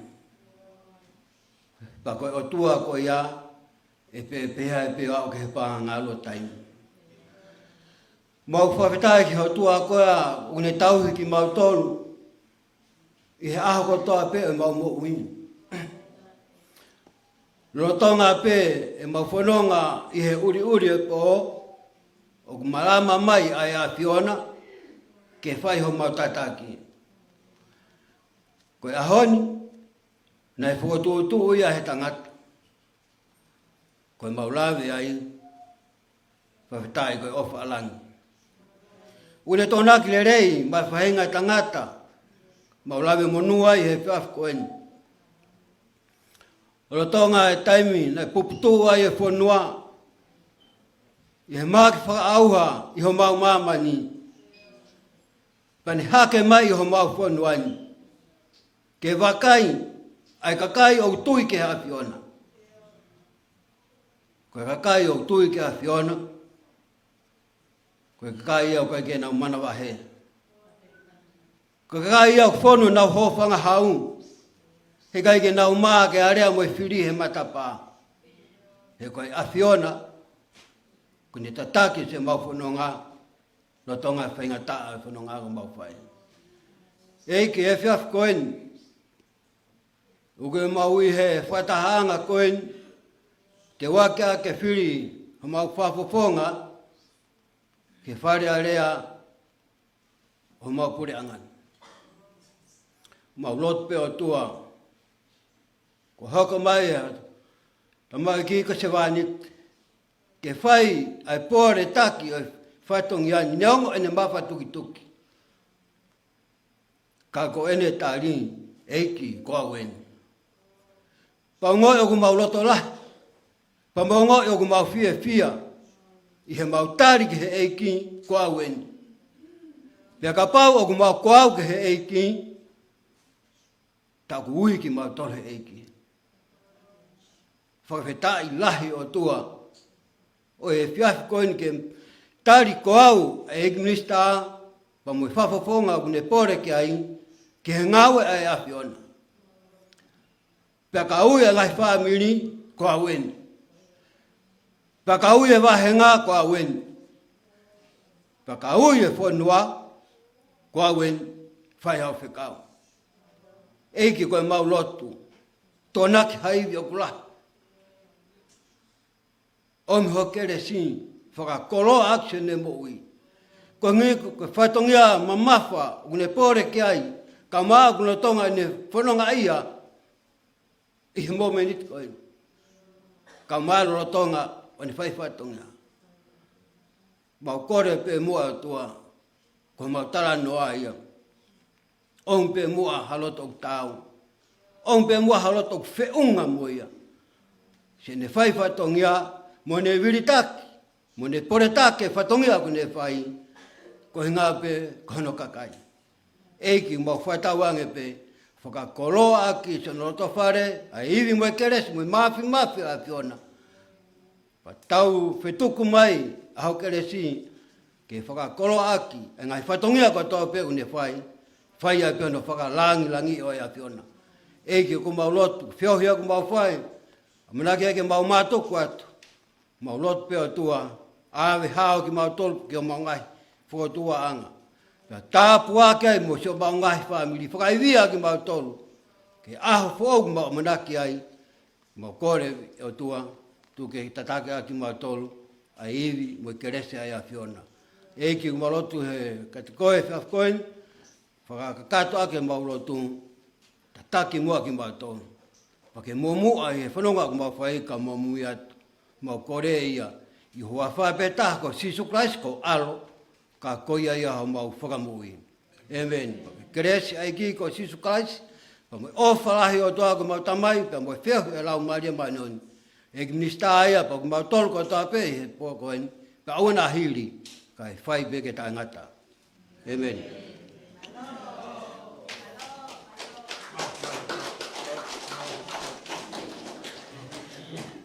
Kata pas-pas kata mereka ko lawa tau FIAFI. Atabe ministara wa tau fe ana LELEI TAHA. Asat ke hope MOE FONUA io. Pamalo lah dari motor kata. Kata ko bantu be tak dah tau be de ki ipu na mau me Tokoni'i. Poro kala maka pongi-pongi. Koe lava kakato ia e tau. Balu pongi pongi toa tu toa. Wata me he Fakalakalaka. Fakataha ya pule whakawahe. Me peo man matango. Ako e fiafi tau i amna ko i posko. Moskola. Posko we. Ako e fiafa pongi. Fakataha kemipeini. Tokoni'i taha peo man matango. We taha pi ema. ai Tokoni'i taha kanititeiti fikaua ki tongatafa ki flauti taha apo ki fefakataha'anga malo mo ngai Fakalakalaka Fakaikonomika o fala ka ki mo tolo e fiafini a whakamawhana o pito pia whakamawhana o pito Pamalo fokere kau na tolu ni e ema malu pia mo kau mai a sa mai fae pa pe ki ngahi tamai i whai hono popo pia mo pole lango maki ki he pole fatongia o whakau ko he e minister e po ngawe ka ko kanititeiti fikaua ia ki tongatafa ko Tatafu Moeaki kanititeiti fikaua ia ki tongatafa whamaloa ta tek motor ko toa pena bo mea mai i ngalo pe tau kau whakataha i he e whiawhini whamaloa to mo kau mai ke tau kau whakataha i he polo kalamakoni wai tui ngai a ulelei at ki ngahi loto whare ko toa pe i he tongatafa pe pe motolu i he ngalo pe ko e lawa kakato e whatongia e whiawhini malo apito mo mea mai mo mea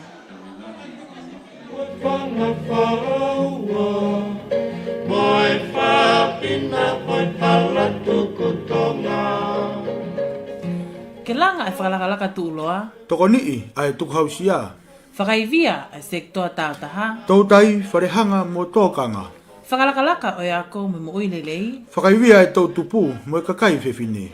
Ke lalanga kaha'u o falala'anga. Pe ke langilangi'ia ipe ai Otua. Fili ia Tatafu Moeaki kanititeiti fikaua ma atonga tapfa. Kautoi ai atu Tatafu Moeaki ma atonga tapfa. Moe whapina moe pala tukutonga. Kau e wake ki patamata o mamata e to o wake popua. Peta e wahe tafe ole wa e matangilangi'ia e tonga. O si me funga toa